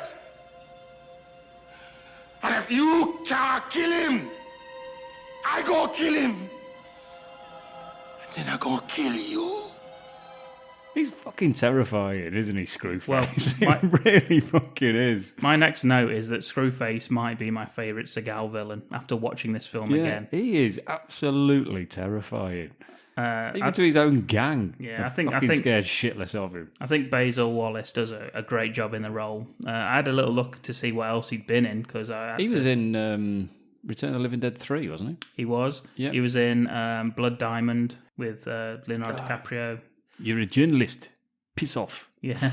That kind of thing. He had a I bit thought you meant Blood Diamond as in our version Blood of Thunder. White Fire. Yeah, no. White Fire! It could have been. Oh, I've got to play it now. Yes, you have, yeah.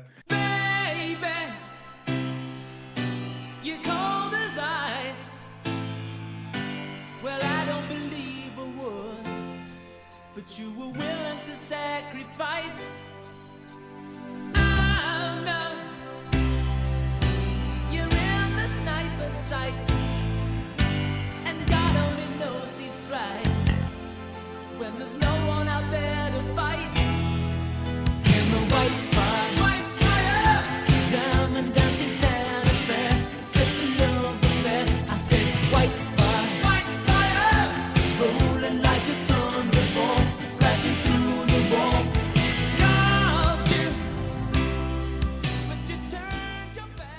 He had a bit part in Roadkill, where the candy cane. Oh, yeah, He was in that as a car salesman. Was he in The Fisher King? Or have I dreamt that?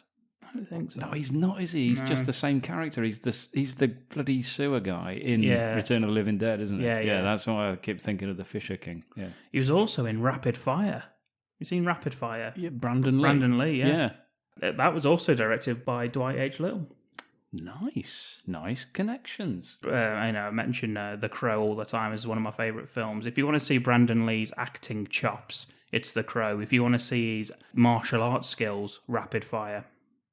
If you want to see him talk about Dolph Lundgren's penis, Showdown in Little Tokyo. Absolutely. It's 3 great recommendations for Brandon Lee films. I don't think that covers his range. Kenner, just in case we get killed, I wanted to tell you, you have the biggest dick I've ever seen on a man.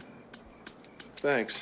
Back to Basil Wallace. He's also done some... I don't like you calling him Basil. I know I said it. I know America's the bulk of our listen, but it's Basil to me. Always has been. Well, you fucking said I know it, I did. Ken. Yeah. It's just to bring the Americans in, to get them involved. What did the Canadians say? Basil or Basil? Moose. Oh, dear. That's J.A. Sullivan. What do you say? Do you say basil, or just syrup? Or moose, yeah. Moose syrup. Jesus. Stop saying that, J.A. Sullivan. That's disgusting. Anyway, Basil Wallace. He's also had guest starring roles in ER, West Wing, Beverly Hills 90210, CSI, Burn Notice. And this was actually his first ever film. And he's fucking great in it. He is, isn't he? Yeah. As I say, I think he might be one of my favourites. My favourite Seagal villain after watching this again, and it's fresh in my mind, although I'll probably see another one and be like, oh no, actually... I'm not sure. I mean, I'm a big fan of Gary Busey, obviously. The big Busey. Tommy Lee Jones. Yeah, I mean, that's good. He's got a great threat in that. I will shoot you and the person next to you. That's a fantastic threat. Just to make sure people do what they're telling you, because you would then make sure that the person next to you is also doing it right. Yeah. Yeah, fantastic. And plus Richie, he's just a fucking scumbag. Yeah. But, I really do like Screwface. Yeah. Stop throwing other ones at me, because I'll be like, actually, yeah. Yeah. But as I was watching this at the time, I thought, you know what, he's fucking great. He is superb, isn't he? Yeah. Anyway, John, he finds the blood symbol used by the posse, during the murders. It's on his carpet in his house as he comes back. Yeah, he's got a cow's tongue as well, nailed to his door. Yeah, and a black cross. Which is weird. Roselli and Charles, they turn. Roselli and Charles. They should have their own spin-off. They turn up and tell Hatcher that there is a security assigned to his family, and then Roselli says, well, maybe we should assign someone to tell you, Hatcher. And Hatcher's like, what the fuck does that mean? In your dreams, punk. And Roselli asks him, where were you last night? And he was like, I was at a friend's house. And Roselli says, do us all a favour and stay retired, you piece of dick shit pussy asshole. Or whatever he says. What is it he used to say? What is it that he said? Chicken shit motherfucker pussy asshole. That's it. That's out for justice. Yeah. And John, after hearing that from Roselli, just heads off in his car. Hatcher, he gets information about the symbol and the posse from the Jamaican voodoo and gang expert we met earlier, Professor Leslie. Yeah, of course. Yeah, why wouldn't she be the expert of voodoo and Jamaican gangs? And of course... She looks exactly like that's the sort of thing that she specialises in. And of course, all Jamaican voodoo and gang experts have a shop. Yes, she seems to be living above a shop. She also sells like little rocks and pebbles and stuff. She explains that the symbol is an ideogram, an African blood magic symbol. Yeah, what does it mean, I wonder? It means marked for death. He said it! John also has a cow's tongue nailed to the wall, as Ken said, inside the house. And Leslie, she tells us that it means you've talked or exposed the gang, and as such, have been marked for death. There it is! Hatcher, he rings home after he hears this, and, Melissa answers. I don't know how long it's took him to get to that place and hear this information, because it was broad daylight, and now it's nighttime and she's asleep. No, I don't know, Ken. It's a film world. Oh, yeah, it of course. happens, doesn't it? Yeah, you're right. Melissa does answer. She tells John that Tracy's in a stable condition now. That's good. The mom is... How's Whitney Houston? Dead. Oh, shit. Sorry to break that to you on the podcast. We were firing Costner, It has been 10 years, I think. It's alive! It's alive! It's alive! She tells John that their mother is still at the hospital with her, but she had to come home to get some rest, and then Hatcher asked her to go look outside the window and see if the police are still guarding the house. It turns out that Hatcher was right to ring because the police car's empty. No sign of them guarding the house. And she explains this to him, but before she can finish, the phone line goes dead. We don't ever find out what happened to the police, do we? No. They're just not there. No. Yeah. Maybe they just left. Maybe they both needed Without the toilet. car. They both got out the car and left. Ran out of petrol. Yeah. She goes out to the landing, and that's where she gets attacked. This is the Jamaican posse. They're in the house. Oh my God. This is exactly what he was worried about, and rightfully so. She does end up making it down the stairs after a bit of a struggle. Tries escaping out the front door. The chain is still on. Stops her from exiting. Which I assume she put on. Yeah. Yeah. God. And she's thrown into the living room, and it looks like a fucking Meatloaf is shooting a music video in there when she gets thrown in there. Yeah, there's like loads of candles. The what was it? The ideogram. The ideogram's been carved into the table. The fire's on. Meatloaf staring into it. How fucking long have they been in the house? Exactly, that's what I was thinking. There's fucking shitloads of candles. Somebody's carved this intricate ideogram into her table. I was saying it's either Meatloaf or Uncle Frank from Hellraiser has fucking is set up shop in there. Yeah, it's an incredible setup here. But well done to them for doing it all unnoticed while she was upstairs asleep. Because it's just all these Jamaicans just lighting candles and setting them up. Anyway, Screwface shows up, spits something in her face. Bacardi, I think. Yeah, he nicked it off the priestess. Then he tells her it's her turn to die. He starts a voodoo ritual on her. He rips her shirt open, starts painting the symbols in blood on her chest, and he tells... With a chicken's foot, by the look of it. Yeah. Yeah. It looks like a little smile, like a Mr. Men smiley It does. face. It looks like a really childish picture, doesn't it? I don't know whether that is voodoo or whether Basil Wallace is just shit at drawing. It did, though, didn't it? Look like a little smiley emoji. Yeah. He says, it's not your body we want, it's your dreams. He says, I own you now. And intercut with this, we get Hatcher speeding through the streets in the town in his Mustang, heading back to the house. He gets there, smashing the front door in with his gun drawn. Yeah, that chain, it's no match for Hatcher. When he does enter, the posse have already disappeared, and his sister's still alive, attached to the table still. Yeah, because they just wanted her dreams. She tells him that Screwface said he would come back and that he was going to kill them both. Somehow, I don't think he's going to get his chance. Is what Seagal says. Yeah, I don't know what he means. No. The next day, John and Max, they're cruising the streets. They're looking for Screwface. Yes. They spot the car using the drive. Must be school holidays. Yeah, lots of kids around. Because Max isn't working, is he? Oh, yeah, that's true. He's a school teacher, remember? Yeah. So, yeah, it must be the holidays. They spot the car using the drive-by on the house earlier. They get their guns ready, cocked and loaded. Yeah. Monkey's driving. I'm writing cocked and loaded down as two cops. two cop duo. Yeah. It's Monkey's driving. Hatcher pulls up asking for drugs alongside him, and when Monkey asks him if he wants some blow, Hatcher pulls a gun on him. Unfortunately, It says he's going to blow him away. Yeah. That's the clever play on the word blow. There's a guy in the back, winds the window down. He's got a shotgun in the Jamaican car. Do you know, I mean, they'd have noticed it was him earlier if Monkey had actually looked up instead. But he didn't look anywhere, does he? He doesn't even look at who it is in this huge Dodger again, isn't it? A Ram Dodger that they're in. So they're like above them. Yeah, he's got a shotgun, shoots through the windscreen, doesn't kill either of them somehow, even though it's point blank pretty much. It's a fucking shotgun, but anyway.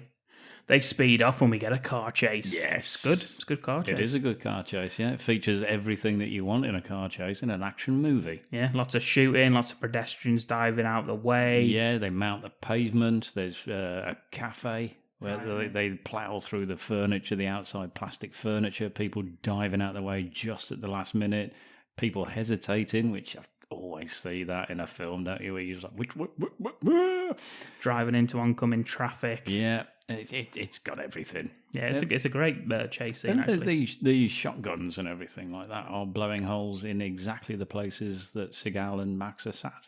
Yeah. So, Hatcher and Max. I'm calling one of them by their real name, the other one by the character. Yeah, so both of them now have like shotgun holes right where they're sitting, and neither of them have been hit, which is a bit weird, isn't it? Yeah. You'd think. They end up pushing the Jamaicans off the road. Hatcher just knocks them head first through the front window of an indoor mall. Yeah, we get a slow-mo there, don't we, of the car just smashing straight through the window, the shoppers running, screaming. Brilliant. Yeah. Fantastic way to end a car chase. John uses his Aikido to throw two of the guys through some glass displays when they exit the cars. This is some great, This is a great set fights. piece. Yeah, some brilliant violence in this. Yeah. This is bits that were cut from the UK DVD. I think it was 2013 they reinstated all the cuts. So if you've got a pre-2013 copy, as I have, you'll miss all this. Yeah. Because they cut quite a bit out of these scenes. Two of them just get like smashed through cabinets, and then one of them turns up he's got a female hostage saying he's going to kill her. Hatcher, he says, well, I don't know who she is. Go ahead, kill her. Yeah, it's quite a good tactic. And that's obviously he did. But He does kill her. He's like, oh. It allows him to get close enough to him to punch the gang member in the face, and the hostage sort of escapes out of the way.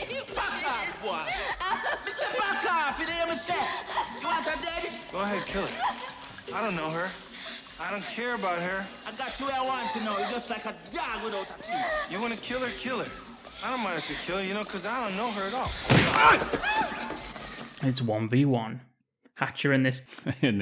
someone. Yeah, no-name gang member with a knife. This will probably end well for the gang member, don't you think? Yes, I think he will, yes. You don't know his name, he's got a knife.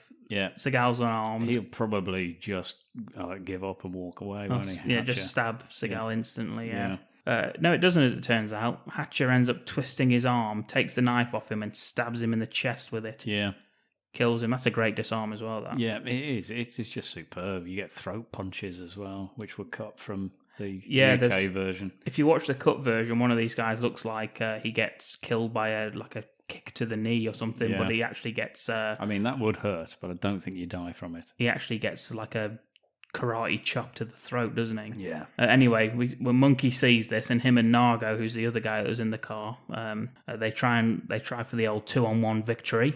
Yeah, because they do run away, don't they, at first? And then they just think, when they can't run away anymore, they pretend that they're brave and think, hang on a minute, why are we running? There's two of us. Yeah, and Hatcher's doing the sort of Terminator walk, isn't he, through the shop? Yeah. And Nargo's got a big machete, and Monkey's got an umbrella. Yeah, well, he's trained in the art of umbrella. Yeah, what do you reckon? Big win for the Jamaicans I here? think 2-on-1? definitely now that the odds are in their favour. I mean, one's got an umbrella, for God's sake. Yeah, well, the first thing they do is somehow run into each other. So it's not a great start. I think Seagal makes them do that with his Aikido skills. Yeah. Yeah, he sort of like, one of them runs at him and he sort of just diverts him a little bit, sort of like just guides him towards the other one. He's like, yeah.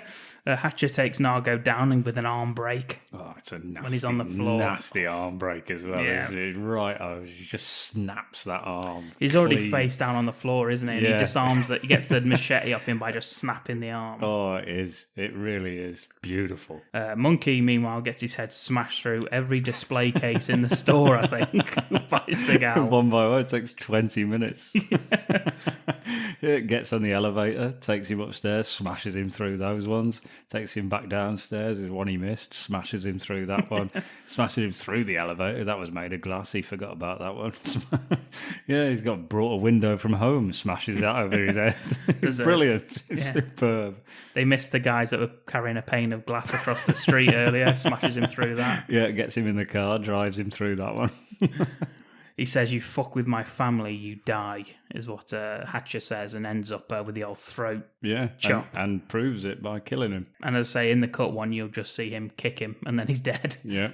Maxie swoops in. He uses a shotgun as a baseball bat and smashes Nargo in the face with it. Even though his arm's just hanging limply from nothing. Yeah, that looks horrible as well when he just gets up. It's like a bloody RoboCop bit, isn't it? Yeah. Yeah, and when Max just hits him in the face with a shotgun and claims that he helped. Yeah. He does, doesn't he? He's like that. All good. Yeah. The only thing is, cheers for your help. Where the hell have you been? I I told you to go that way, but you're supposed to also be helping. Yes, Seagal's done all of the work himself, and then Keith David turns up like that. Whew.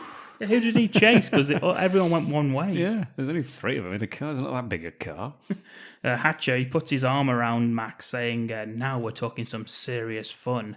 Max says, abso-fucking-lutely.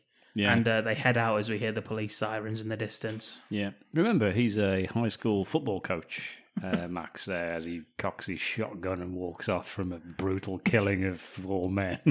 Well, we did see him in the in the camo in the oh, office. No, I get all that, but you know, I'm assuming Hatcher might have a little bit of immunity due to his DEA contacts, where he just literally just works in a football coach role at a local high school. Cut to the school and you got a load of kids just sitting around waiting for the fucking teacher to turn up. Just all on the field, just like, I don't know what we're supposed to do. Do drugs, I guess. Look, there's some Jamaicans over there. I'd like to try crack. Back with Leslie. Hello, I'm Leslie. Ooh, look at you. Hatcher, he needs answers. He goes back to Leslie's place. She says that the very first thing Leslie says is, "I've never met anyone quite like you." That's the first fucking thing she says. But you know, Hatcher, he's modest. He's not there to get his eggs poached, if you know what I mean. I'm not sure what you mean there, no. He says, head to any soup kitchen and you'll find lots of guys just like me. Now, after hearing this, Ken, I headed down to the soup kitchen in town. We've got a place called the Soup Kitchen. We have, yeah. Lots of old people. Really? Yeah. There's no one like him. Really? Oh, right, okay. Well, maybe you should drop him a line. I started a fight. Yeah? Did you win? I was expecting at least an arm break and being thrown through a window. No, nothing. Beat the fucking shit out of all of them. It was you on the news then, yeah. I think I read that. Huge amount of old people being taken to hospital due to a fight. Yeah. It was you, was it? Yeah. Nice one. I was looking for a Seagal type. Yeah. For the next film, you know. Well, maybe in Lincoln Heights, it's different. Yeah. Maybe they're full of them. Maybe you should go there. We'll try it on our podcast tour. Right, yeah. We'll pop down to the local Lincoln Heights soup kitchen. Yeah, we're hitting all the soup kitchens in your local area. Yeah, if you've got a soup kitchen, you think there's a Seagal we type, want to hear from you. Let us know, and we'll be there. I don't think there's a lot of guys like you anywhere, says Says Professor the Leslie. horn dog Leslie. Yeah, it's like, calm down, come on. What's that supposed to mean, he says? Because you know Seagal, he just wants the facts. He's not there to get his carrot waxed, if you know what I mean. Yeah, that just reminds me of the gif where he just eats that carrot. She says, I finally meet a guy who's nice, not married, gay, or trying to find himself, and he's trying very hard to get himself killed. My note is, Joanna Pacula has about 10 lines in this film, and 7 of them is how fit she thinks Seagal is. Yeah, that's 93% of the script was written by him, of course. So, Yeah. you know, I think that's part of it. That's Yeah. definitely some of that 93. I mean, obviously, Hatcher isn't there to get his erect penis wanked off, if you know what I mean. So, he has Will to... you stop with these complex euphemisms? I don't really understand. He asks her for advice in taking out the Jamaican posse, and she says the only way to do it is to destroy their system. She says that when Screwface kills, he wants to make sure everyone knows he either did it or ordered it to be done. It's a way to ensure that he's both feared and worshipped, which is kind of like us with our fans on this podcast. That's right, yeah. One of us is feared, one of us is worshipped. Yeah, and which one is which? Let us know. Well, if you're at the local soup kitchen, then I'm definitely the previous. It's alive! It's alive! It's alive! She says the only way to do it is to kill him. So the posse believes that Hatcher has taken his power and that his magic is bigger. Now, I'm no expert on Jamaican gangs or indeed African voodoo, Kenneth, or its rituals, in fact, but I reckon I could have given that advice to him. You just need to kill the leader of the gang and then that'll end the gang. Usually, yeah. Yeah. That's usually what works, isn't it? If he stopped and thought about it, I bet he could have thought of that decision as well. Probably didn't but need to go. he wouldn't have sat there complimenting himself as much, would he? No. It would have been the same thing. If you sit at home thinking, God, I'm attractive, doesn't make give the same, because I do that and it's not the same thing. Somebody else says, oh, you look nice today. Just like, well, thanks. That's true. Yeah. Seagal could have very well come up with that himself, but No chance. he wanted his lobby buffering, so... Exactly. Cut to Seagal. If you know what I mean. Yeah, well, Which yes. I don't. It cut to Seagal, he's heading home. We get a really elaborate plan to corner him in his car. It involves a full team of road workers, a lorry, and a front loader. Yeah. Seems reasonable. He's heading home and there's a guy there. He's very easy, isn't he, to capture? He's obviously not in the film hard to capture. That's when Kelly LeBrock looks at his anus.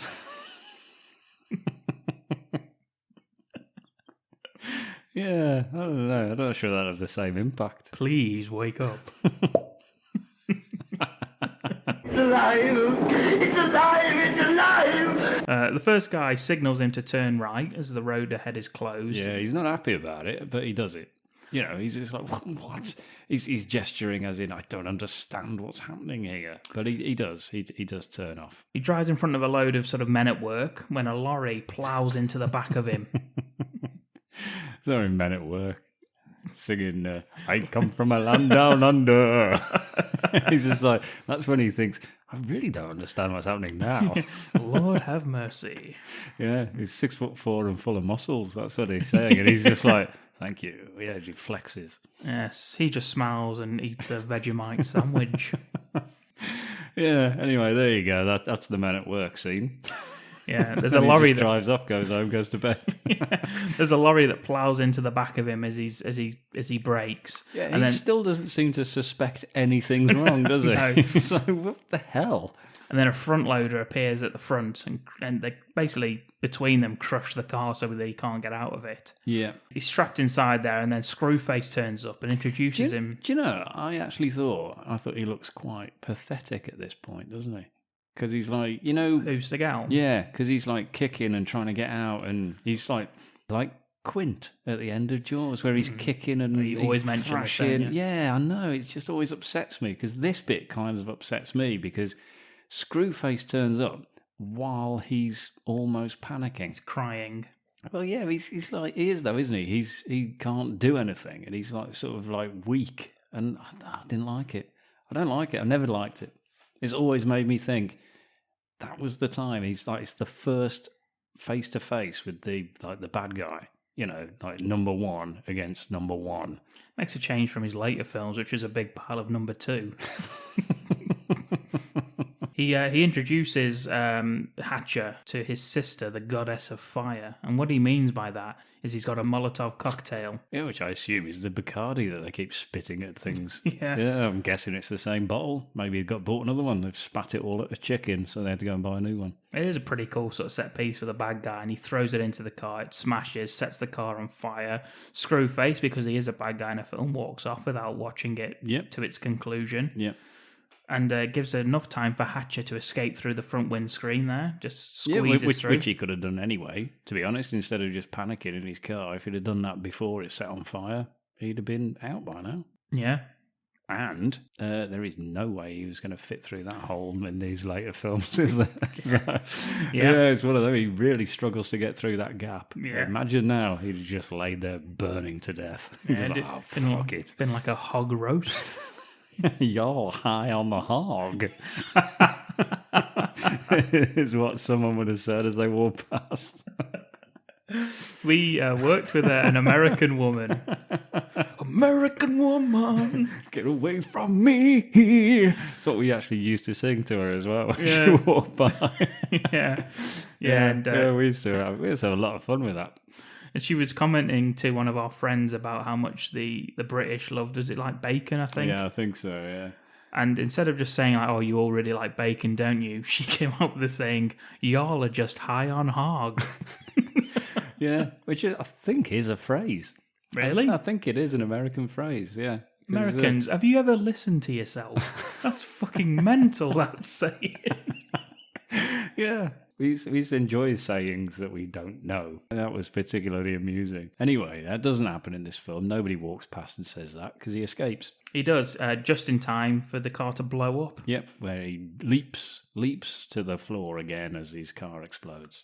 Yep, and that's the I end don't know of what happened to the workmen.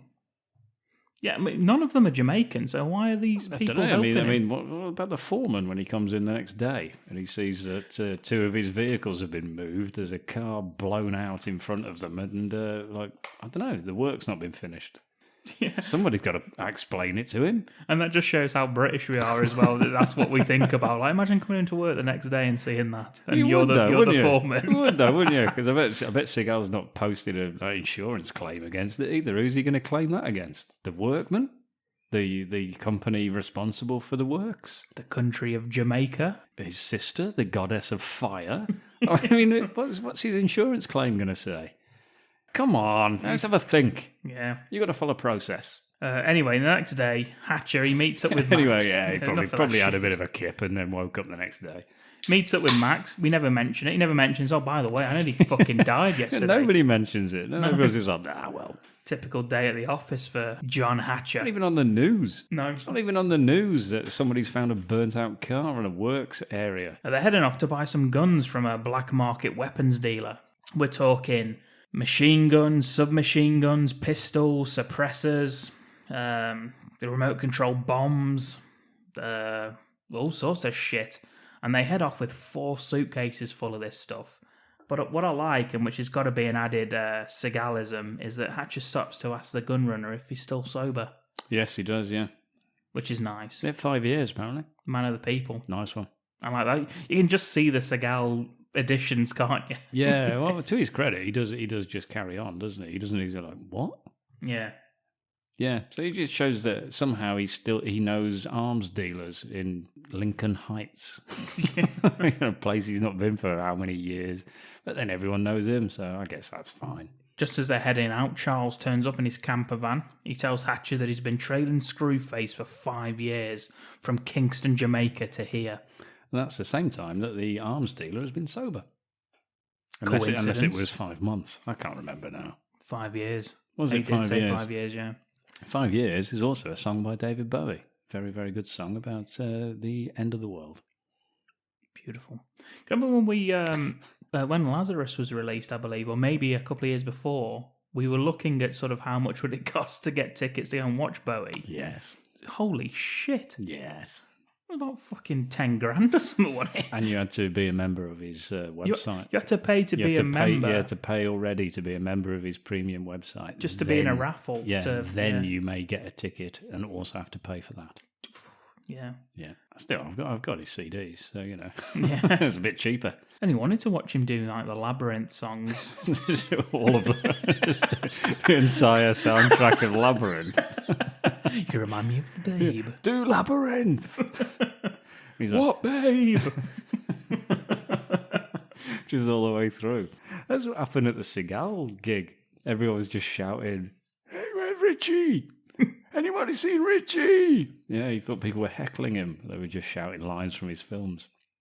Yeah, so Bowie wouldn't have stood a chance, would he? No. It's a lot of money, isn't it, to be kicked out of the gig for shouting Labyrinth references. Go dressed as him as well. You go dressed as... Oh, I'll go dressed as him. You go dressed as Ludo. Just massive orange furry suits. Twirling your little balls, so to speak. Yes, that's what I'd have been doing. Yeah. We'd only have got as far as the oubliette. Charles tells Hatcher and... I want to go and watch Labyrinth. Come on, let's just pack this in. Everyone go and watch Labyrinth. You remind me of the babe. Babe with the power. Power of voodoo. You do. Remind me of the babe. Charles tells Hatcher and Max that he is the only one that can lead them to Screwface. And Hatcher tells him that he doesn't think this would be a wise career move to team up with them. And Charles says that he doesn't work for the DEA. He's a Jamaican cop. Which that took me totally by surprise. Yeah, I'm not sure what the bloody hell he's doing in Lincoln Heights. Yeah. Yeah, he says, Screwface is my career. Another little accent for you there. He informs them that Screwface has gone back to Jamaica. Well, we better have a montage then. He says, That's what he says. Seagal says, you know, Charles, sometimes 3 is not a crowd, like he's propositioning for sex. Mm-hmm. And actually puts his hand on his shoulder as well at that point. Yeah, and then Leslie turns up and says, what? Said, get out of here, will you, with your bloody ideograms. Does someone need their trumpet polished? We get the dream team heading into the film 20 minutes from the end. Yeah, the weapons montage is fantastic as well. We've got Seagal, we've got Keith David, we've got Charles. That's the dream team that we're heading to the finale. They've got a huge slab of meat, haven't they? We do. Seagal gets his meat out. Yeah, he's just on a hook. He's got his sandwich meat. He's got. Is that what that's for? Is it for the packed lunch? I assume so. Yeah, they're going away, aren't they? They're on holiday. So yeah, and he says, "This is my silent partner, and then fires a gun that I believe he actually commissioned for this film. Yeah, I thought it was Teller from Penn and Teller. He just points to him, he just waves. We get a montage. They're modifying their weapons. They're adding laser sights, silencers to guns. Yeah, Max is soaring down gun barrels. It's weird, because I think you can actually buy the weapons ready, prepared for this. Exactly. And they just had an arms dealer there who could have probably provided them with everything they wanted, so they don't have to do this. I think. I'm not an arms dealer. I've come to accept that. You should as well. Everything Max is doing makes no difference at all at any point in the film. He's sawing down a gun. When does anyone use a sawn-off shotgun in this? No, never. No, that's right, no. Plus, they've then got to travel to Jamaica. So why don't they just buy some shit in Jamaica? They've got to get all that through customs. Haven't they? That's exactly the note I've made. They've got to get all that. And they're hiding it in, film equipment. Yeah. Like the cameras, touristy things. Pre 9/11? Yeah. No, what's that? It's just a camera. It's got a gun in it, hasn't it? Nah. Okay, it looked like a gun on the X-ray, but that's fine then. If you say no, that's fine. They are travelling Air Jamaica. I like how Hatcher's making bullets from bullets he already has. Yeah. But it doesn't seem like those bullets have any... I thought, is he making explosive rounds or something? But no, it's just bullets. He's not. Yeah, I thought that. He's melting things. Isn't he? He's melting things and then adding them to the bullets that are already there. He's taking bullets apart to make the same bullets. Maybe what he's doing is adding poison in case they survive the gunshot. They will then die eventually from poison. Nice, that's a long-term one, isn't it? It is, yeah, he's investing in this. It's almost like World War I, where you die from the lead poisoning rather than the actual gunshot. I don't really know what he's doing. I'm only trying to think of what he could possibly be doing. Yeah, Charles turns up with a special package of weapons. Hatcher shoots some meat, as Ken alluded to. Yeah, Shooting Meat was one of our albums, of course, back in the 90s. Yeah, Karen Meat. Yeah, Shooting Meat was the behind-the-scenes featurette on the DVD of that film. When you mentioned that about the plane, my next note is, unfortunately, the next scene is a shot of an Air Jamaica plane, so I'm assuming they couldn't get any of this stuff through customs, so they just go empty-handed. We see Max and Charles. They're chatting to some locals on the streets of Kingston. Do you know what? In this bit, I actually thought that Hatcher would look less of a tourist in Jamaica than Max. How does Keith David think, I'll be blending right in with the locals? He might as well have a fucking camera around his neck and a big sign saying, "Rob me." What the hell is he looking like? Honestly, he looks absolutely ridiculous. It really does. He's got a Hawaiian shirt. He's got a Man from Del Monte hat on. Yeah, socks and sandals. He's got these big white socks halfway up his calf. My original thought was Del Boy. Yeah. Del Boy on holiday. Honestly. Yeah. And you think if he just dressed normally, and this is meant correctly, yeah. Uh-oh. It would just look like they were just two guys in Jamaica. But he's clearly a tourist. He's clearly not from Jamaica in this. That's what I thought. I thought, why the hell would they send him out as a scout and make him dress like that? Yeah. Because Charles just blends straight in, doesn't he? Exactly, absolutely fine. But yeah, it's just made me laugh. Yeah, no, absolutely. And they're going through the streets of Kingston. They're asking anyone if they know Screwface, where he lives. And why would they tell him? Look at bloody Keith David. Look at him. I'd be blending in more than he would in this place. Max. Especially with me saying respect to people. Yeah. Exactly. See? I've got it. As they're walking through, Max admits that he thought Jamaica was all sunshine, bikinis and bobsledding, but... Charles tells them that life's hard on the streets, and some people just make a bad choice in life that leads them to drug habits or joining gangs, which was a nice little aside on how easy it is in areas of extreme poverty like that to slip into drug habits and gang violence and things like that. Just similar to what's happening in sort of like London and things here. Keith David also then says, "No offense, but I also thought that everything would be shit." Yeah. And he's like, no need to apologise. Yeah. Yeah. I like how... He says something about, I thought you're all just drug-running, violent criminals. And he's like, well, all right, okay. Yeah. I get it. Yeah, you thought we were all shit. Apparently, like the two guys that wrote the film, like went over to Jamaica. Like I think like either one or both of them has like grandparents who are from Jamaica and whatnot. They went over to do a load of research, see how they spoke in Jamaica and things like that for the dialogue of the film and stuff. And I like how this scene, it takes about 20 seconds, gives you a little bit of a commentary on poverty in Jamaica and things like that, which is unusual in later Seagal films where it's basically him on a chair. People tell him how badass he is, and then he fights. Yeah, but all of these films had some sort of message in, didn't they? Yeah. And the end credits of this actually also says that this is not a representation of all of the Jamaican people. Yeah. And all that. I like that about Seagal stuff, though, early on. Like most action films are just, mindless, which Seagal's is as well, but I do like the fact that everything had a message. Yeah. I like that about Seagal's films, even though sometimes the message is, what the bloody hell are you talking about now? Yeah, and look at my jacket, which is some of the messages, that's I think. the main message on his later films. Forrest Taft. Yeah. Yeah, was that the first one he got where he had total control? We're looking at you on this one, Forrest Taft. Anyway, they meet a local Jamaican who presents them a photo of a woman. Yes, Halle Berry, I believe. She knows Screwface. Yeah, she parties with him. Yeah. So we immediately cut to see her doing some dancing. And you'll never guess who the live band is. It's fucking Jimmy Cliff. It's Jimmy Cliff. The local cat club. The song that Jimmy Cliff is singing is about Screwface.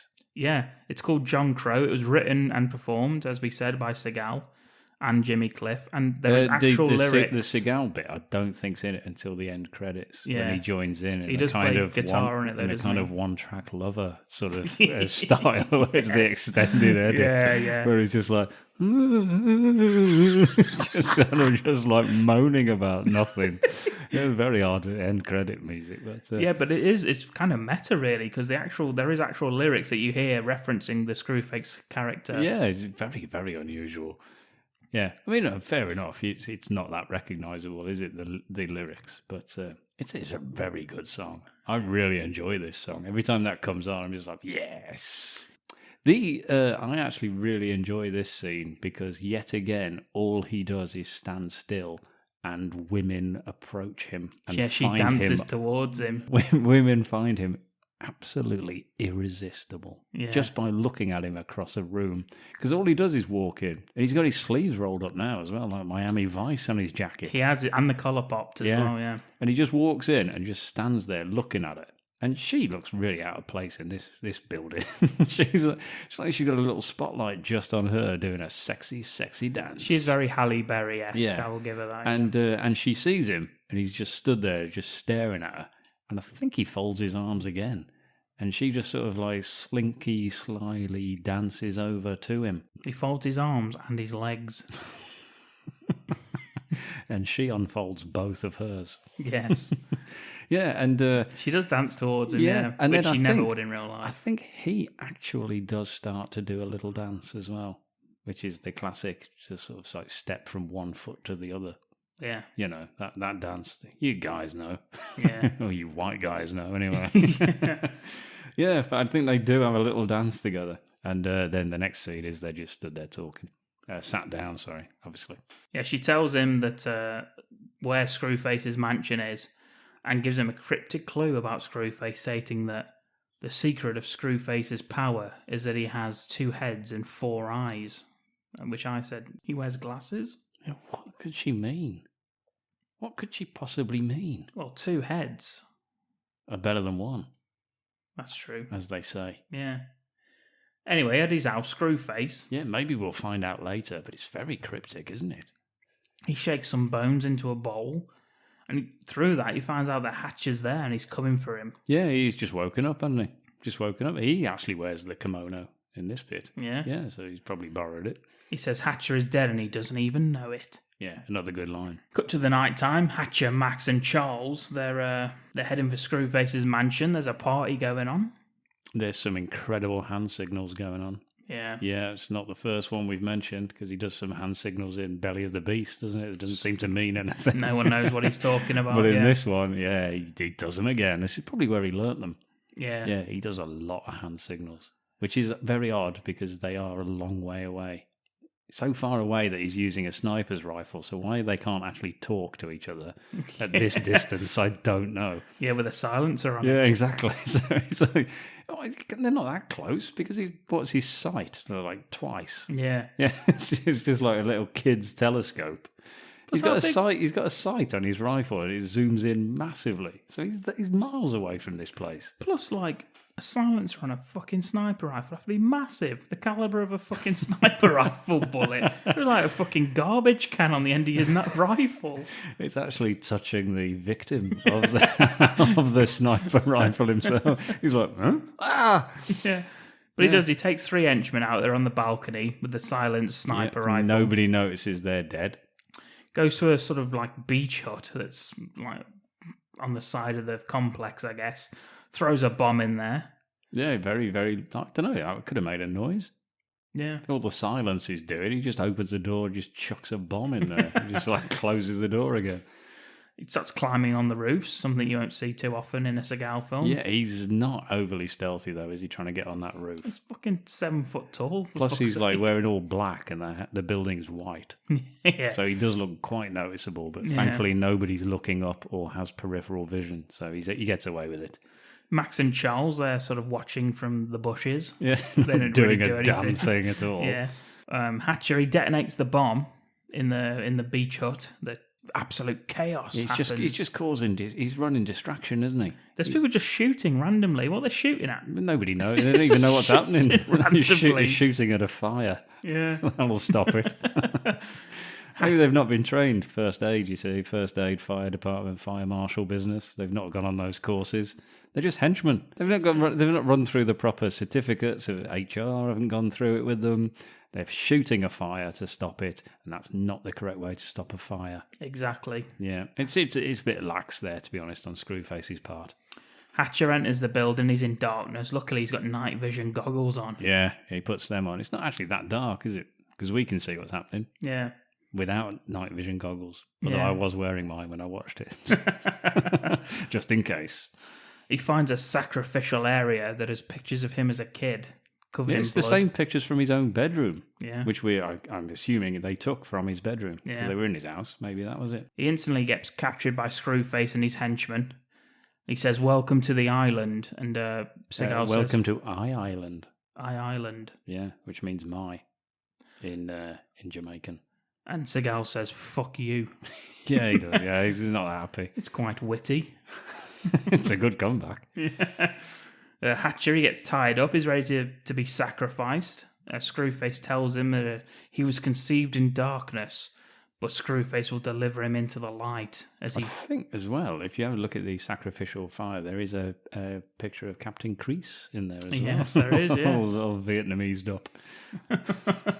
Screwface, he draws his machete, and as he does that, Seagal manages to snap his arm restraints, takes out the henchman easy, bit of slappy hands. neck snap. Yeah, I think one of them wasn't quite tied in, was it? That's how he did it. The other one was tied in, and he managed just to snap that because he's hard, isn't it? Yeah, he chokes one with the free hand. Yeah, he does. Yeah. Slappy hands, neck snaps, arm breaks, all that happens. Rah, rah, rah. As the children's song goes. Screwface attacks him with a fucking samurai sword. Yeah, well, it's a katana. Ah, yes. And if you know what that means. Well, actually, let's head over to our reporter, Samurai Cop, to tell us just what that means. It means Japanese sword. He tells Hatcher that he's an empty shell inside. And during the sword... It's quite sad, isn't it? Oh, no, that's not him confessing that that's how he feels. That's him telling Hatcher that he is. Oh, Yeah. right, okay, you're right, okay. I understand now.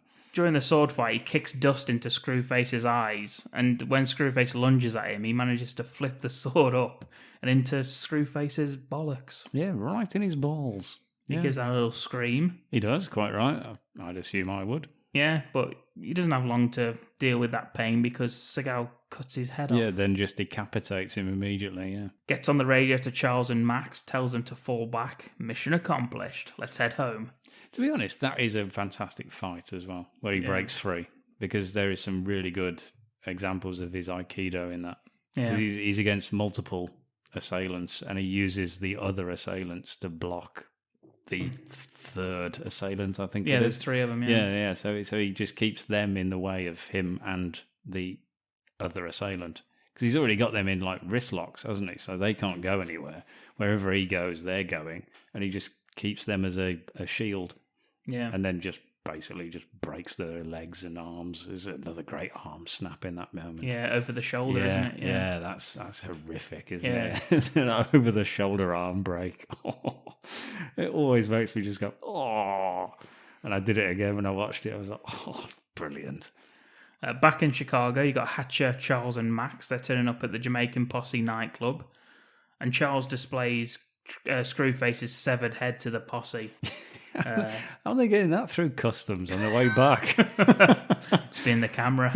You know what they did? They probably got a mannequin, stuck their head on it, and paid for another ticket. Pretended it was their friend. Yeah, like Weekend at Bernie's.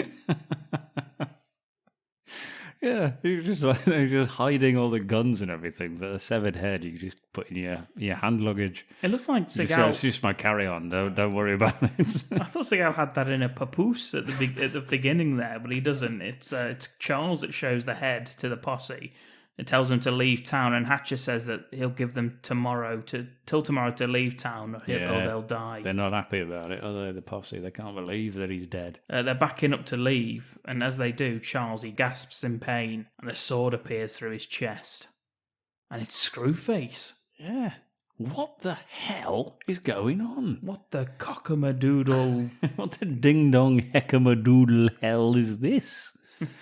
Yeah, and Screwface, he comes forward and shouts and just whispers, Judas. Yeah, to obviously the Jamaican policeman, Charles. Yeah, and then Judas turns up and says, my mind is clearer now. No, he doesn't. That'd be great. Don't you get me wrong. All I want to know. Oh, that'd have been great, wouldn't it, to have segued into a song? He throws Charles towards Hatcher and leaves his gang to open fire on Max and Hatcher himself.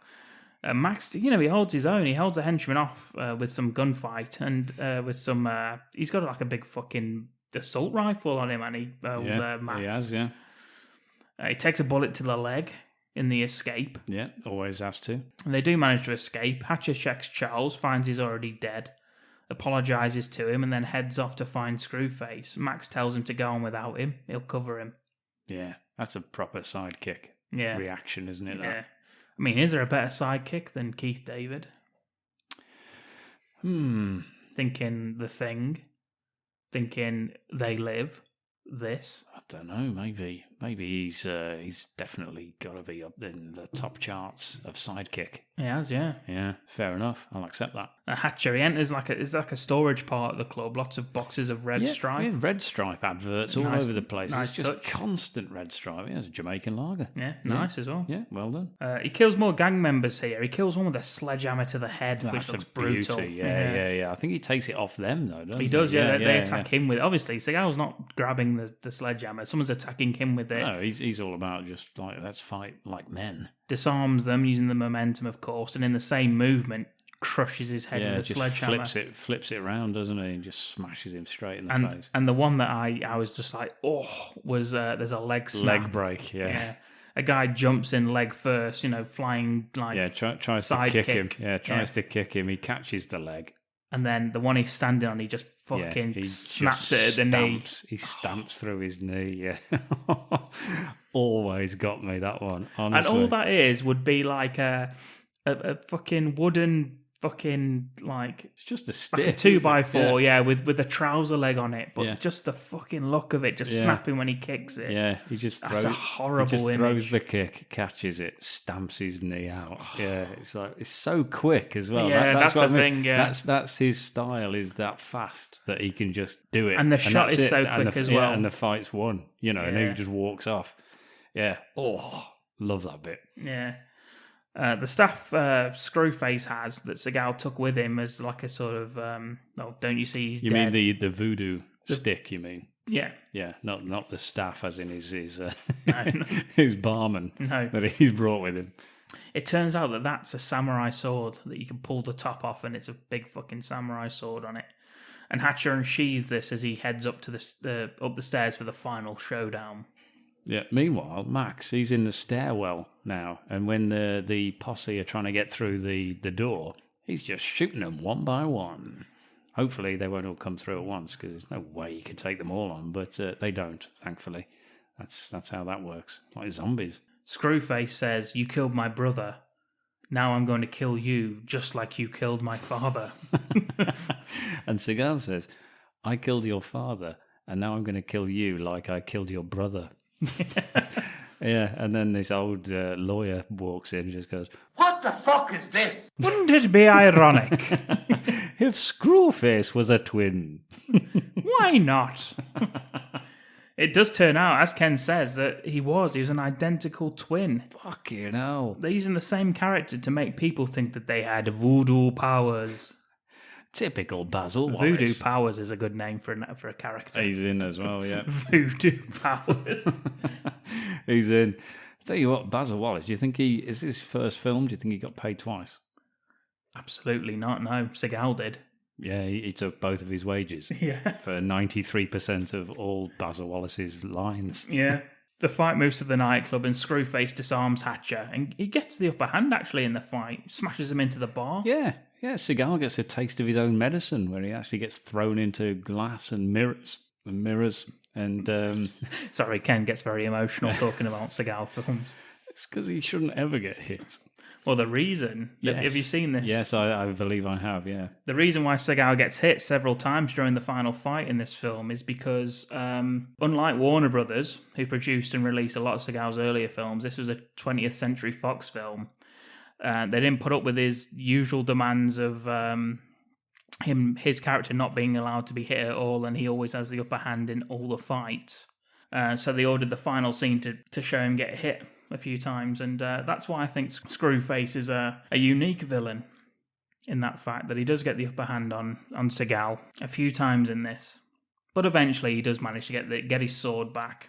They head to the dance floor for a dance-off for the final boogie. It's alive! It's alive! It's alive! Yeah, Hatcher eventually gets the upper hand, as I say. Screwface backs him up against a wall with a table. Well, I tell you what, though, he gets hit a lot, but he doesn't seem to have any visible injuries, though. Still, does he? Even though he takes a few punches, beating, thrown into mirrors and backed into things and everything, he doesn't actually have. Heroes not go overboard, yeah. Heroes usually have a really beautiful cosmetic cut. Yeah. Just on their cheekbone or something Bruce like that. Willis in Die Hard. It just looks brilliant. Yeah, it makes them just look hard. He doesn't even have that, though, does he? Van Damme's really good at that, isn't he? Yeah. Having that sort of injury. Yeah. Rocky, not so heroic. No. Hatcher responds with an Evil Dead eye gouge. You know Scotty in Evil Dead? Yeah. When he chokes Ash up and Ash does the two thumbs in the eyes. That was cut as well from the DVD. Oh, was it? Yeah, you don't get to see that. Yeah, it looks nasty as well, though, doesn't it? Yeah. He just grabs his face, doesn't he? He just plunges his thumbs. He's literally up to the just puts him right in there as well, doesn't he? The first knuckle. The first knuckle, yeah. First knuckle thumb eye gouge. Yeah. It's not quite as bad as the Evil Dead eye gouge, where it's literally full frame. They don't show it for 2 to 3 seconds, do they? But it's just a for an action film. Yeah, plunge them in, both of them. And blind Screwface basically. And not only that, we get what was that film? Was it Sammo Hung? He said the ending is so abruptly violent that it made you laugh. Oh yeah, Encounters of the Spooky Kind, where he ends up just punching a woman in the stomach repeatedly, and picks her up and throws her on a fire. Yeah, that is such a brilliant ending to a film. It's abrupt, isn't it? You don't think it's going to happen. Yeah, it's great.